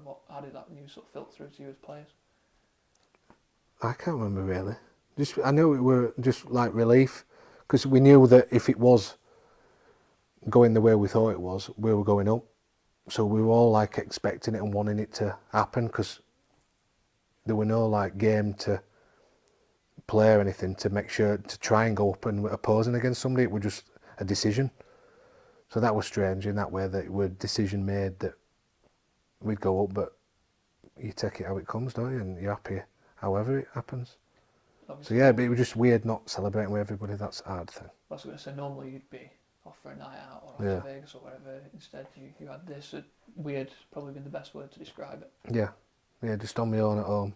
I can see you there. Trying to do it on Zoom. You've got a few things alongside you. You appear to be sat next to some pretty significant silverware. Got a beer in my hand. You've also got a beer with See, that sums me and Warney up. He's got a cup of tea and his hat on, bobble hat. And there's me with a Peroni. Which I'm pleased about. Not the way I wanted to get all of it, but it's a promotion at the end of the day, which I'm very happy. All the champagne, ready to go, and a little banner. It's just awful watching it back and listening to what I'm saying. It's like, what am I doing? But I mean, you mentioned there that you're like not the way you wanted to do it. You'd have preferred to do it the I'd have rather done it a proper way, yeah. Playing against another team and getting 3 points and going up the right way. again back in champ from points per game, and we've got these two characters up mainly because we wanted to talk about whilst it's playing. Why you became really good mates with these two, Yeah. still are. Yeah. But, you know, Wilesy were just a pup when you first sort of met him, took him under your wing. Yeah. But you three were a bit of a dynamic duo. Asking the question, why so close? How come you two are so close? Not the same age group. What's the bond come about? I think it's just a bit more of a Just makes me laugh, these two, when he's talking. He's got a lot of talent, young Ben has, so He's right what Joe's saying. I think that's why it was, looking after him. Yeah, and I feel a little bit like I've got to step up and make sure the young lads make the right step. And Wiles has grown up a lot in the last few years. I don't know if that's because of me and Joe. Bit of computer PS4 together, don't we? Yeah, I don't play PS4 with him. But I think he likes the older, being with older crowd, and he does like, yeah, we just really get on. All three of us just click, and it's just a shame now that it's been split up. It's gone now. But we still meet up and we still talk quite a lot. It's a strange trio, isn't it, that? Me, Joe Mattock and You're not the most Wells, yeah, it's a weird trio, but it works well, and yeah, two great lads. So again, more memories to make this season. You've won at Hillsborough previously in front of big crowds and things like that, but to go and do it with no fans would have been strange, but still, for the club, in terms of history, it was unbelievable now. Yeah, it was, and I wasn't there. Good. But I remember we were in here, weren't we, in the living room, and me and my boys went absolutely mental. We were jumping about all over the room. I've never seen out like it. I had COVID. Come on, lads. I'd got COVID on the... Stoppage time remaining. Well, it's a Wednesday night game. Not the best. I think it was Wednesday night. Wednesday night, yeah. The tree's done unbelievable here. It's like keep ball in corner. You're not going to, like, but then he goes and does it. Were you listening to Breck as well? Yeah, He's going to go for goal! what a goal.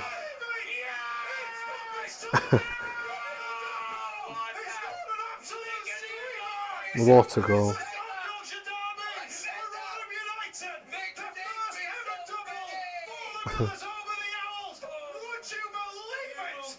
And that's what, something like that where it just makes me smile now, and I was buzzing at time. There's no fans in there to see it, and fans not in there to celebrate. It just were not a nice time. And yeah, we were good that we were able to keep playing through it, and we were allowed to. But football's not the same without fans in the stadium, and it just shows over the last few years since fans have come back in, our atmosphere is unbelievable. You obviously weren't interested in him to hear it, but you might have seen one of his post-match speech talking about I've seen it, yeah. Did it for town basically. Even though they weren't in the stadiums, I know it's probably difficult, but could you sort of feel the connection still over it hard to sort of appreciate? Yeah.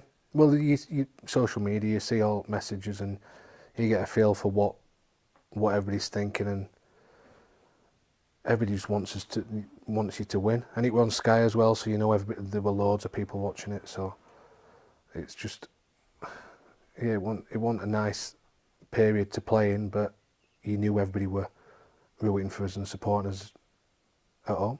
You get a beacon of hope for people actually, because there was nothing else going on, was there? Yeah. So people watching you on TV, Yeah. and that were about. Well, when we weren't playing, it was just as bad for us. We were just stuck at home, and yeah, I'm doing Zooms with all lads, and we're getting to see it. We're doing quizzes and all sorts. Yeah, I think everybody were, but everybody were missing football. We was, fans were, so just to be able to do that and give people something to get excited about, rather than just being doldrums all day during that time.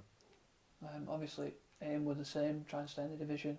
Ultimately, we wouldn't make it, but it's a Richard Wood goal there. I've not seen it back myself, so I'll be as surprised as you if you remember it. Attempt number 2, Barlaser, corner this time, it's in! And it might be an own goal, Richard Wood celebrating! Why is he saying it's an own goal? I headed it in. It's always happening this, isn't it? A deadly delivery once again from Dan the Man Barlaser. And the Millers. Another standard signature header. And even Victor Johansson's joined in with the celebrations. Bristol City 0, Rotherham United 2. Do you know what's noticeable about that clip, by the way? Is obviously before hairdressers open, there's some long hair on show there, and the Dan's there. Yeah, he did have long hair, yeah. But I shaved mine off. We did it at home. We just got a razor at home and did that. But yeah, there were a few lads with long hair, weren't there? Just to make that season a bit more crazy. 4 games in 8 days. Yeah, stupid. That's what made us go down that. If we hadn't played that many games in that short space of time, it's never been heard of before, and it was just ridiculous how we were made to do that. I understand the rules and how you've got to do it, and I get everything behind that, but that affected us. And I think if we'd have just played it normal, we'd have got results we needed and stayed up. We, for a long time, either against your will or with it, we've managed your minutes, but you played 3 of those games in that 4-game week, which, like I say, almost impossible really, at elite level. Yeah, well it is. It takes me long enough now to recover, and that's why I do struggle playing games I do. I'm in a bad way after games sometimes. But it's impossible. How are you meant to play like a professional standard and perform as what we need to do? And the other team have had more rest and they're ready to go. We've just played a game a couple of days previous. It wasn't right. But we give it as best, didn't we? And we did try, and we just fell short. It was so close as well. Yeah. Were even more galling because you were so close to that finish line. Yeah, and it just, that Cardiff game at end, I look back on it, even when I watch it, I don't know if you've got a clip of their goal, you just replays in your head because could I have cleared it better? It's just, you could think about it all night, couldn't you? Well, I did. Should I have done better with clearance because it fell to him, but then it's come off his shin and gone in opposite corner and wrong-footed. But you could think about it, there's no point dwelling on it. It is what it is, and we did try. We give it everything, and we just fell short. I think everybody knows that we did give everything as well, and it's just one of them things. But you've just got to bounce back, and we did. Next season, another tilt at promotion again. But before we start talking about what ended up being one of here we go. the club's best ever, Here we go. We hoodwinked you a little bit into this, didn't we? I mean, this is a chance for you to clear your name now if you'd like to do it. So. Yeah, that ain't my thing, is it, obviously? So I got told to do it, and I got told that everybody had to do it, I think it was a Puma thing. It was definitely a Puma thing where they had pictures and they showed pictures to photographer and myself saying everybody that's sponsored by Puma has got to do these poses and pictures. I'm like, sound, no worries. I'm up for anything anyway, I'm not that bothered. So yeah, I'll do it. But then look at the state of that. And my mates have sent me a picture where they've put a chain on me and they've put glasses on and that. Which I don't mind, to be fair, it's quite good. See, I don't mind, it got passed around a lot, did that picture. It got sent around everywhere. In true Richard Wood fashion, I've been able to stab a bit of fun at yourself. Yeah, I don't mind it, it's alright. You embraced it, didn't you? And we've got a goal celebration here from a game against Portsmouth. Yeah, but I was just running off doing it loads when I got a bit excited with it. But like I said, that's why I'm fine with stuff like this. I said as soon as I score, good header as well. Like.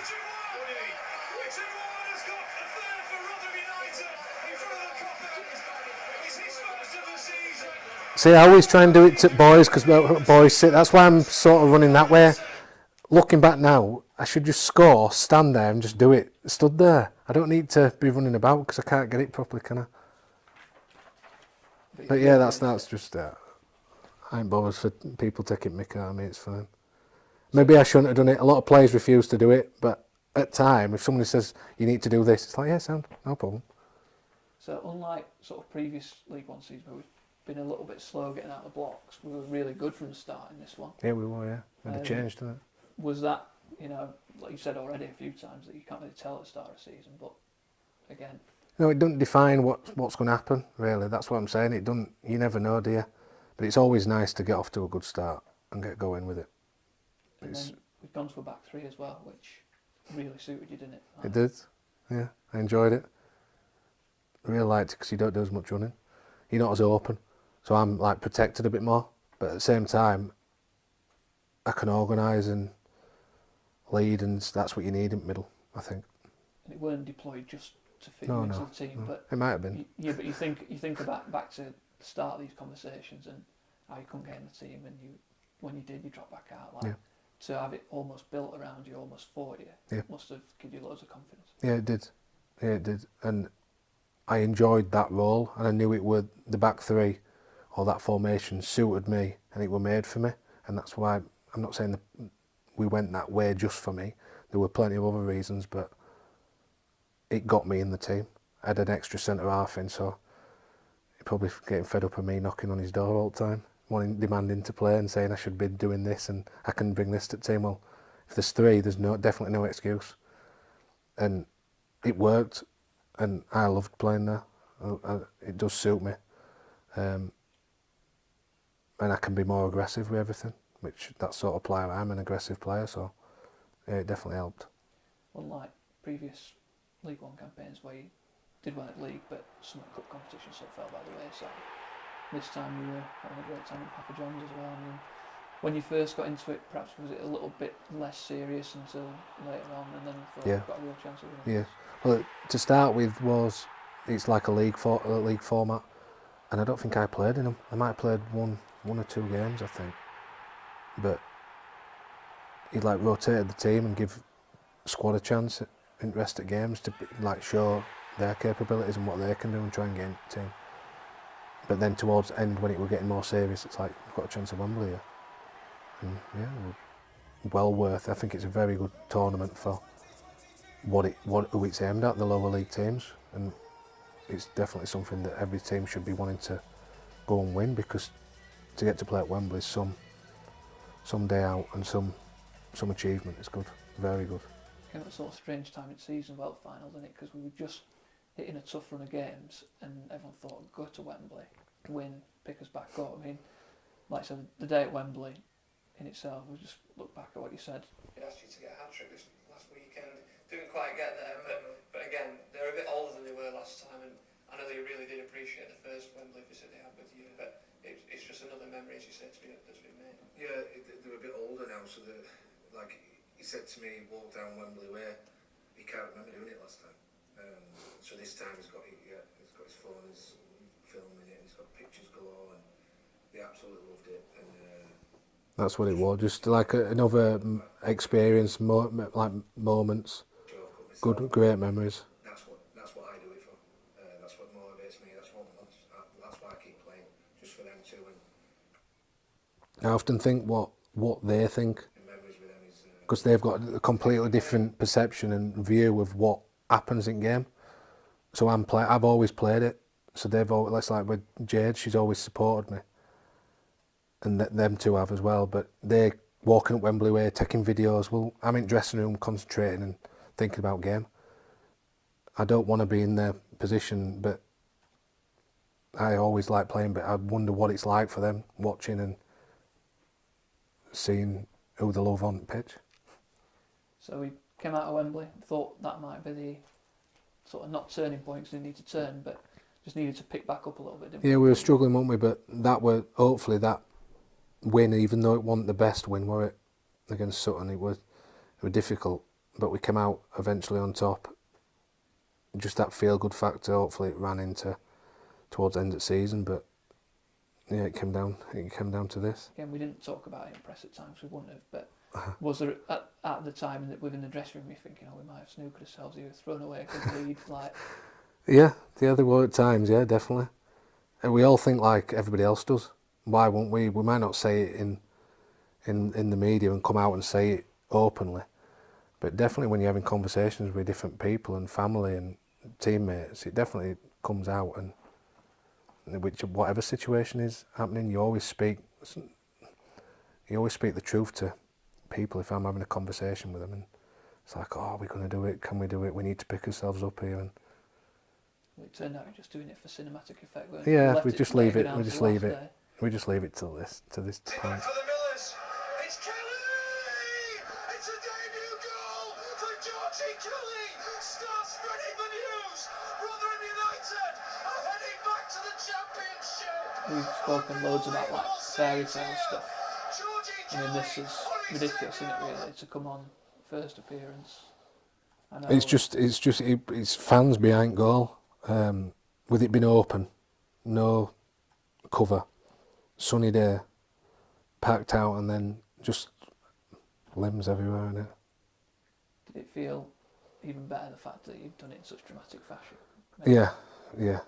I wish it had been me 5 minutes before when I scored and it was offside.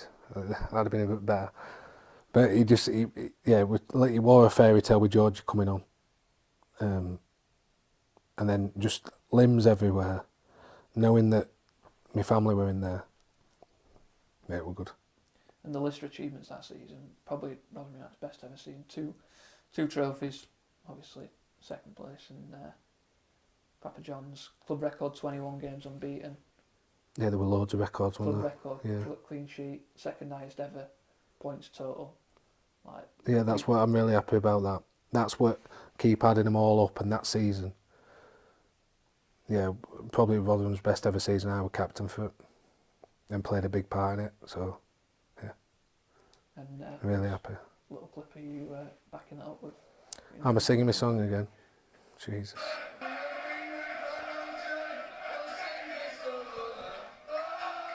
Right, it's a bit better. At least I'm giving it a bit this time. Yeah, I've got to give it a bit, Anna. You've got a good I've got to be all in, Anna, to do it, and it's not as bad. You've got a good backing singers as well. Well, on lockdown one, I wasn't giving it, were I? We're just like, not sure. Whereas that, I should be all out, just give it. Just go and do it. But the only reason I did that is because Warney had just been on before. And his speech is unbelievable as usual, and it's like, then he passes it to me and like, what do I say now? What do I follow that up with? I've got no chance. So that's why when somebody started singing it, it's like, yeah, come on, we'll just sing that. That'll do. Not many people can start their own chant. It's good, isn't it? Yeah? Right. To be fair, that's one thing I do really like, me song. Really good. And that'll always stay with me, I think. One of the things I wanted to ask you about, and there is no footage for it, is you bemoaning the fact that we always missed your good goals in training. So particularly in Croatia, I remember it. There were like you scored two really good goals. Yeah, I did. Did you make sure you got that and we didn't get it? No, I know. And I was on fire in training then. And then it was other week when you came in and I scored some absolute worldies. And you were stood there with camera, weren't you? You were filming other people because I know what you were doing. And because I hadn't been involved and not played for that much, you weren't filming me. And I knew for a fact you weren't, and I went mad at you, didn't I? I said, what are you doing? And they were absolute worldy goals. I do score a lot of worldie goals in training. The thing is, it's going to be really hard for people to believe this. I know, We've yeah. seen 'Cause you head shoulder a few. oh yeah. You worked hard every time to get to the Championship, but this time it felt like you really worked hard because you made such hard work effectively. That final day relegation at Cardiff, especially for someone that had been here for a long time by this point, did you really, really want to stay in there this time around in the Championship? Yeah. And it's maybe to do with my age as well, where it's happened that many times and I'm getting older, I ain't got many years left playing. It's like, surely this time, we've got to give it everything we've got. And yeah, we're desperate to stay in it. And it proved people, because people always doubt me, oh, I shouldn't be in the team, can't play at Championship level, he's good at League One, we obviously can get promoted, but can't play as soon as we go into Championship, nah, he's not good enough. Well, it's like, hold on, I can. And there's other players that do it at that age as well, and there's no reason why I couldn't. And yeah, that's my character again coming through, and I'd like to think in the start of the season I proved a few people wrong. You were really keen to prove your point because you were top goal scorer for us, I think, in the league for a little while, or joining the league. That's what took headlines, but as did a few new celebrations that you already mentioned. You added to your repertoire. We'll play us back and watch a couple of them. Yeah. As you described the. I like what he did here as well. Richard Wood for Rotherham United in the 7th minute. Skipper. Another one coming in for Wood this time. Richard Wood once again. I enjoyed that goal. On the score sheet in the 28th minute, he just came steaming in, and there was no stopping that volley header. Cross of engineering, Richard Wood once again. United. Sorry, yet another assist. In front of the company. Love doing that one now. By Harding into the box, and Wood's coming in, and he scored again. Richard Wood inside 2 minutes. You just can't stop it. Lads players were buzzing over it as well, saying, "Oh, you're not that bad actually. You can do it." I ain't got much rhythm, but it looked alright. I'm happy with how it looked. It was just.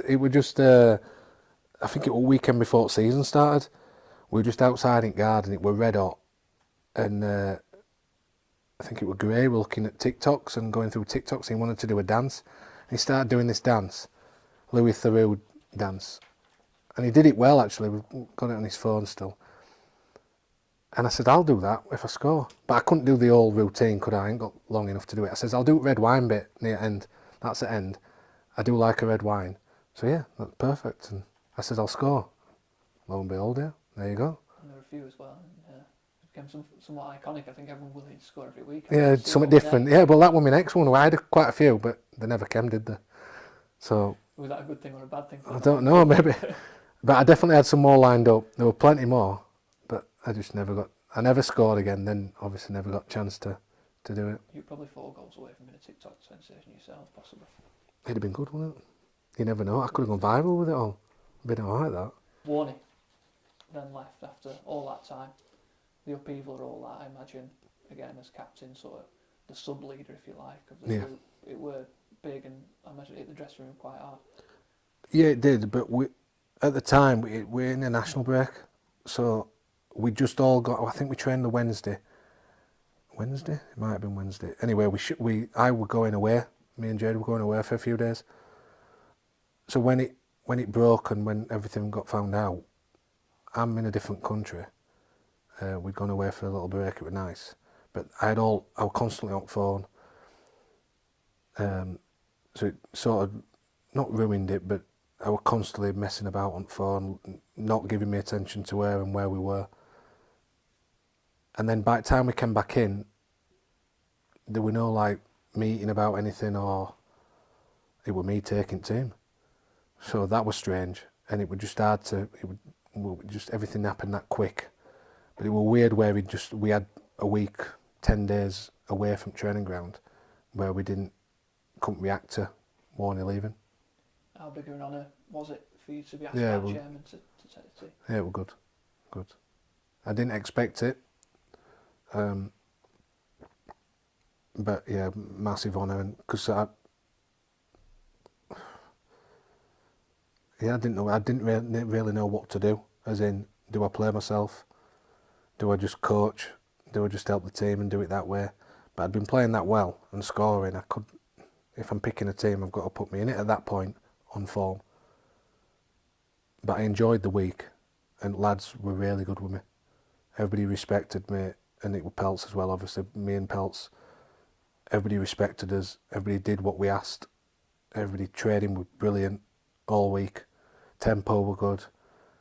Nobody messing about. And everything were right going into the game. But then the game came and it didn't work out. Yeah, if we'd have won, would it have changed and carried on? Would we have carried, I don't know. Don't know what the club were thinking. But I'm just honoured to do it for one game and pleased I got a chance to do it, and I'm grateful to the club and the chairman for letting me do it.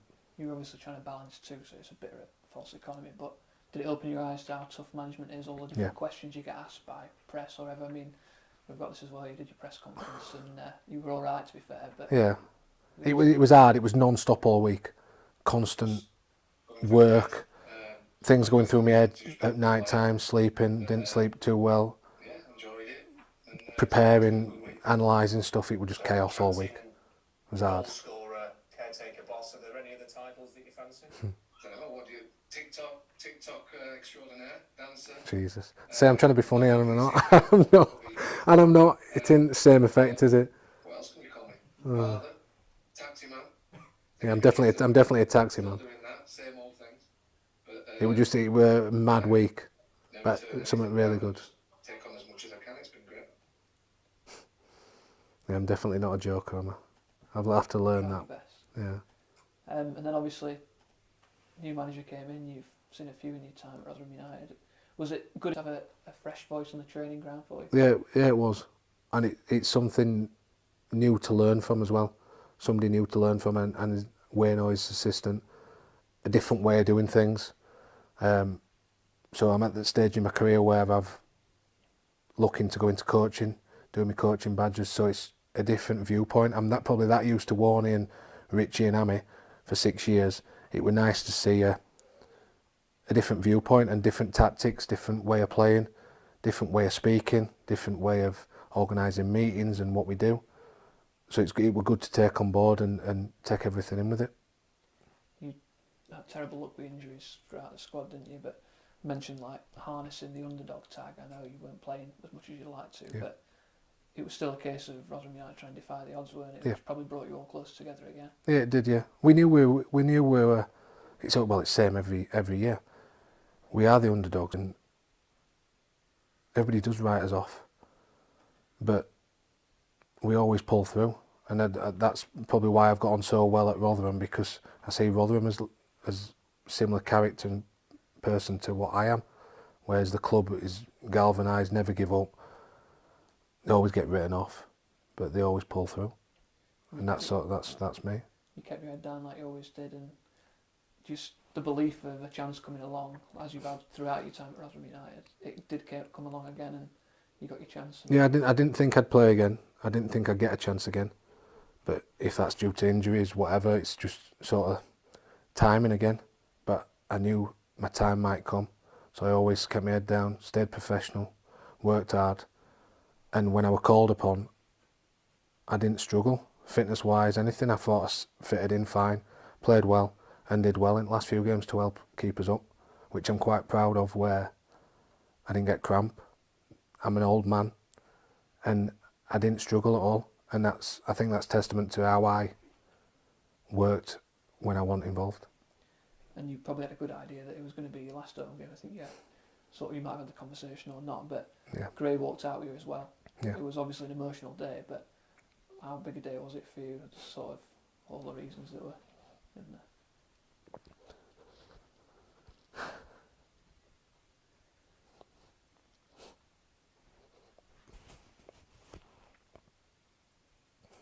Quite. Yeah. Clearly. Yeah.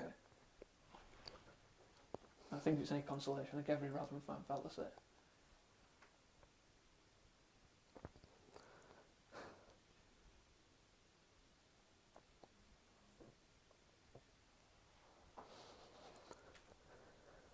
Got no card left. I know. Yeah, it was a good day. It was when Gray asked me.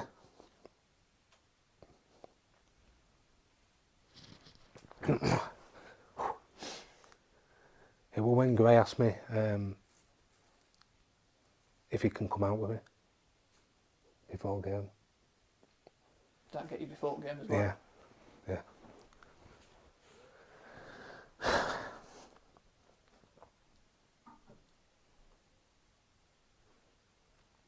It's hard, this.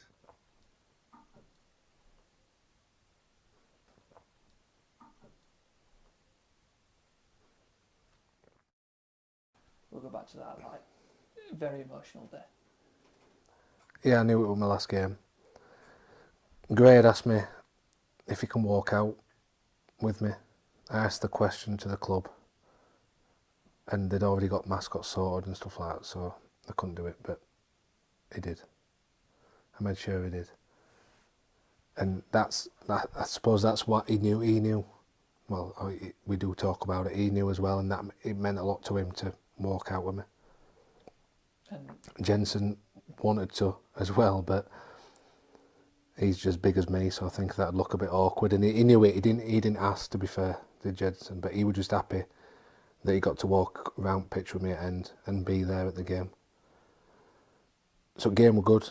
As soon as you start playing, there's no emotion in it then. It's just concentrate on the game. But then afterwards, just walking out on pitch, it was hard. I enjoyed it. I did enjoy it. And it's nice that when fans sing my song, and I got round to Cop End, it was good. But I'm not one to be singing it and dancing it and jumping around everywhere. It's just stand there and watch and take it in. And it was nice that I had both boys there with me watching, and they've gone through the journey with me as well. So it was just a good way to end. And I'm glad, I'm so pleased that I was able to play them last few games, because I just thought that I wouldn't play again, and that had been my time at Rotherham done. So to have an input in keeping us up, and to be able to just take part in them games, I loved. The last few weeks just brought a bit of life back into me again, because it was hard over the last few months to keep going, to keep just ticking over, keep fit. But I always knew I'd get a chance. And yeah, I enjoyed the last few weeks, and I enjoyed afterwards. And so it's what'll live with me forever, them moments and them memories. if there was perhaps a game and a day that could literally have typified your entire 9 years of Rotherham United, from being out in cold, back into the team, play a big part, family there, full circle, it was that day, wasn't it? Really? Yeah, it had everything, yeah. It had everything. And I've spoke about it after the game where I cleared it offline, but I messed up to start with. But I knew that I'd have a chance to get back and never give up. And I got back and cleared it offline, and everybody says, oh, unbelievable clearing it offline. Well, no, I'd messed up beforehand, but I made sure I recovered and got myself back in, and yeah, that sums up perfectly my career at Rotherham. And obviously it was about everyone, the day, about the manager, about the team, everyone staying in the division, something you've struggled so hard to do, but I think we were all pitch side. Did it feel, not that you would have made it this way, but did it feel like it was about you? Because it certainly did to us. Like, the fans were singing your name, you had that great moment like in front of them where it was just rousing. We got it on camera as well. Yeah, but I don't want it to be on me. So I were obviously buzzing that we stayed in Championship. I loved that we'd done it as a team. Everybody contributed, but I just thought with the fans singing the song, it was just end of an era. That yeah, my time at Rotherham had done. Did you, as emotional as it were, to take Quinn, did you enjoy soaking in? Like I said, you started out as this player that couldn't get a game. Exactly. 3-4 seasons, you spoke about it all night. You stood there, there's a lot of people singing your name. As emotional a day as it were, you know, did it feel really gratifying? Yeah.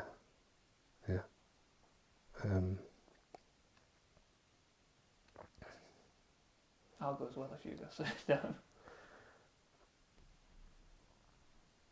the moments after the game were very good. And then I suppose going into night then, it was just like a celebration then. So emotion had gone. I think it's because I'm out at stadium and gone away from the stadium, no tracksuit on, nothing. I knew that were it. And then I made sure, I invited everybody out afterwards into Sheffield to Cutlery Works we went to. And from that point then, it was like a celebration then. And I thought, let me head down and enjoy myself. And I've worked very hard over the last 9 years. I knew we had a game left to go, but that was the last home game, the last time I'd be at New York. And yeah, it was emotional while I was there. But then, made sure I enjoyed my night. And the Twitter video that I've seen, that I got sent me in toilets, that sums up then how I am, singing my song and belting it out, drunk, and then not even knowing where it was or where I were afterwards. That sums it up, the celebration side. But this, at the stadium there, you've got my speech on now, didn't really know what to say, didn't have a clue, and mumbled a load of rubbish probably. I've loved every minute. I've had a lot of low points, don't get me wrong. I think that's why I've had high points and good points, because I've had that many lows as well. Promotions, staying on 3 times, 3 promotions. I've loved every minute of that. But I wouldn't have been able to do it today without you lads as well. So It's maybe safe and cliched, and it just thank all lads that are there. And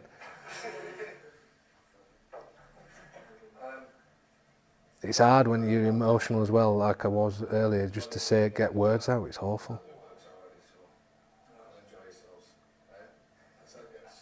Let's get That's all I should have said. I should have just got up and said, come on lads, let's just get steaming tonight. Yeah, I can tell you firsthand from what I've seen, you've always been a popular player in the dressing room, but like the reaction of all lads as well after like singing your song and giving you, like, was that nice as well to know that you've got the respect to all your mates in there as well? Yeah, and I think I've had that throughout my time. I've been well respected. Everybody, I've got on with everybody. I try and get on with everybody, even if people don't like me or somebody's got an issue with me. I try and sort it out, and I just want to be. I don't want to be well liked, but I think I'm a likeable guy, and we'll try and get on well with everybody, no matter what differences or what goes on in between time. And that's why I'm captain, I suppose, because as captain, you've got to get on with everybody and make everybody be a team and be together. I didn't really know what to do. It's hard. I've never said goodbye like this before. Obviously not goodbye, but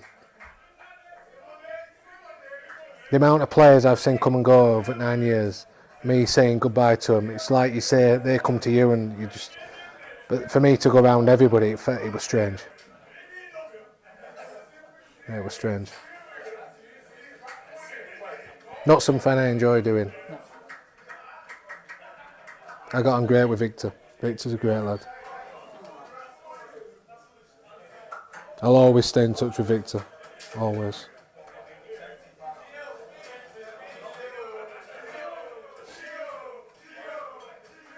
I suppose this was the poignant one, but Wigan again, like one last chance, 4,500 people on that away, and again we shoved the camera in your face. You told me to take it out. I know, I kept doing it all the time because that's what I'm saying. I'm not that person to be loving it. A wall of 4,500 people. Yeah, it was good. Something like I got told off again by Jade for what you're doing. You just stood there, you're not enjoying it, and I was, but it's nice to be appreciated by that many people. It's not something that happens. That happens normal, no. And how do you react to it? What do you do? The boys wanted me to do a stupid, because I did gritty, didn't I? Just to, I'm trying to lighten it with humour and that, and they wanted me to do a golf swing into a stupid dance move thing. But I've got no rhythm and style, but I just don't like where I'm one stood in front. We're a team, we've done well all season, the team are getting appreciated as well. Well, it's not all on me. And that's how I see it. I don't like one person being pushed in front, and I get it with my time, my end. But I think that's why I've been captain for 6 years and led team so well. I'd like to think I've led the team well, because I want us as a team, not me in front taking limelight. I listen to this. I don't think it's too much. Richard the Fossil Wood. Absolute legend, pal. Where do I start, really? Just want to thank you for the memories we've made. Obviously, you and Baz took me under your arm, under your wing, at an early stage in my career, and I've learned a lot off you too, especially yourself. Obviously, not just football but life skills as well. Yeah, you've been such a role model, and you're an absolute credit to yourself, and you should be so proud of everything you've achieved. And I know your kids will be absolutely over the moon with you, and I know you do everything for them, and they'll be absolutely mega proud for that. But yeah, you'll always go down a legend at this football club. You've given so much service in years to them, and you've been a massive part of the success that we've had. And yeah, it's going to be sad to see you leave, but it's now obviously the time in your career to do something special with another club, and obviously I can't wait to watch your success and keep up to date with the scores. But yeah, I've learned a lot off yourself, and we've had some good times and some bad times, obviously. That comes without saying. But yeah, I'm old at heart. That's why I glued towards you and Baz. You were the level-headed one, and Baz was a bit of a hothead. Yeah. Could go to him for certain things and you for different things. But yeah, we had a really tight group, and obviously, we'll stay friends for a long time. But yeah. I just want to give you a special mention, Matt, and just show you how much I respect you and appreciate you supporting me throughout my career, and I hope to make you proud with my career and doing things, and yeah, I hope we stay in touch, and I wish you all the best, big man. He's not been on the list of video messages. Woodston, how are you, my good friend? As you can tell by the Rascal t-shirt and the surroundings, I'm obviously on the golf course where I belong. But I just wanted to do a quick message to say that it was an absolute pleasure getting to work with you, mate. And you are an absolute legend for that club, and not only just for the club, for the game itself. And you're an inspiration to the game itself, and any sort of young pro or young lad trying to be a footballer should be looking up to someone just like you. But not just that, you're a top mate, and we're going to be friends for a very long time. So all the best for the future, and all the best in your new venture. That's all we've got, unless you got anything to add, Jay. No. He knows how proud me and boys are of him. He's give us some fab memories, and he's just going to move on to do bigger and better now. He always will. So basically, we're gonna go chronologically. Oh dear. Really late on this, he's got to run, the ball got to run on it. Yeah, Newley Wood's yes! Richard Wood! Woody! He's headed it in! What at the home of football!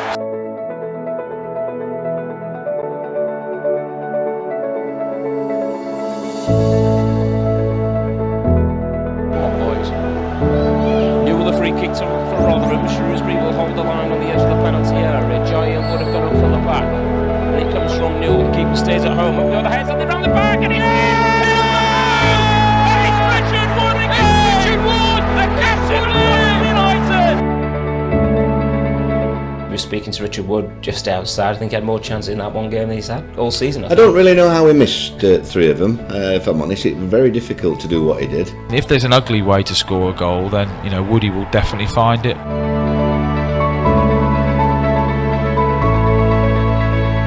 I'm in the team now and I want to keep in for the rest of the season, make sure I don't lose that shirt. So I've just got to make sure I work hard and make sure I get my spot. I'm feeling great, I'm feeling good, I don't want to stop. I suppose I am part of furniture at Rotherham. Until somebody tells me that's it, or I can't physically get out there on the field, I'll still be out there.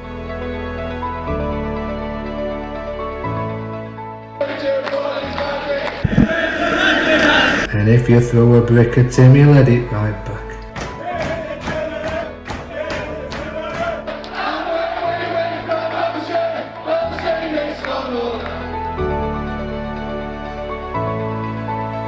I've loved every minute.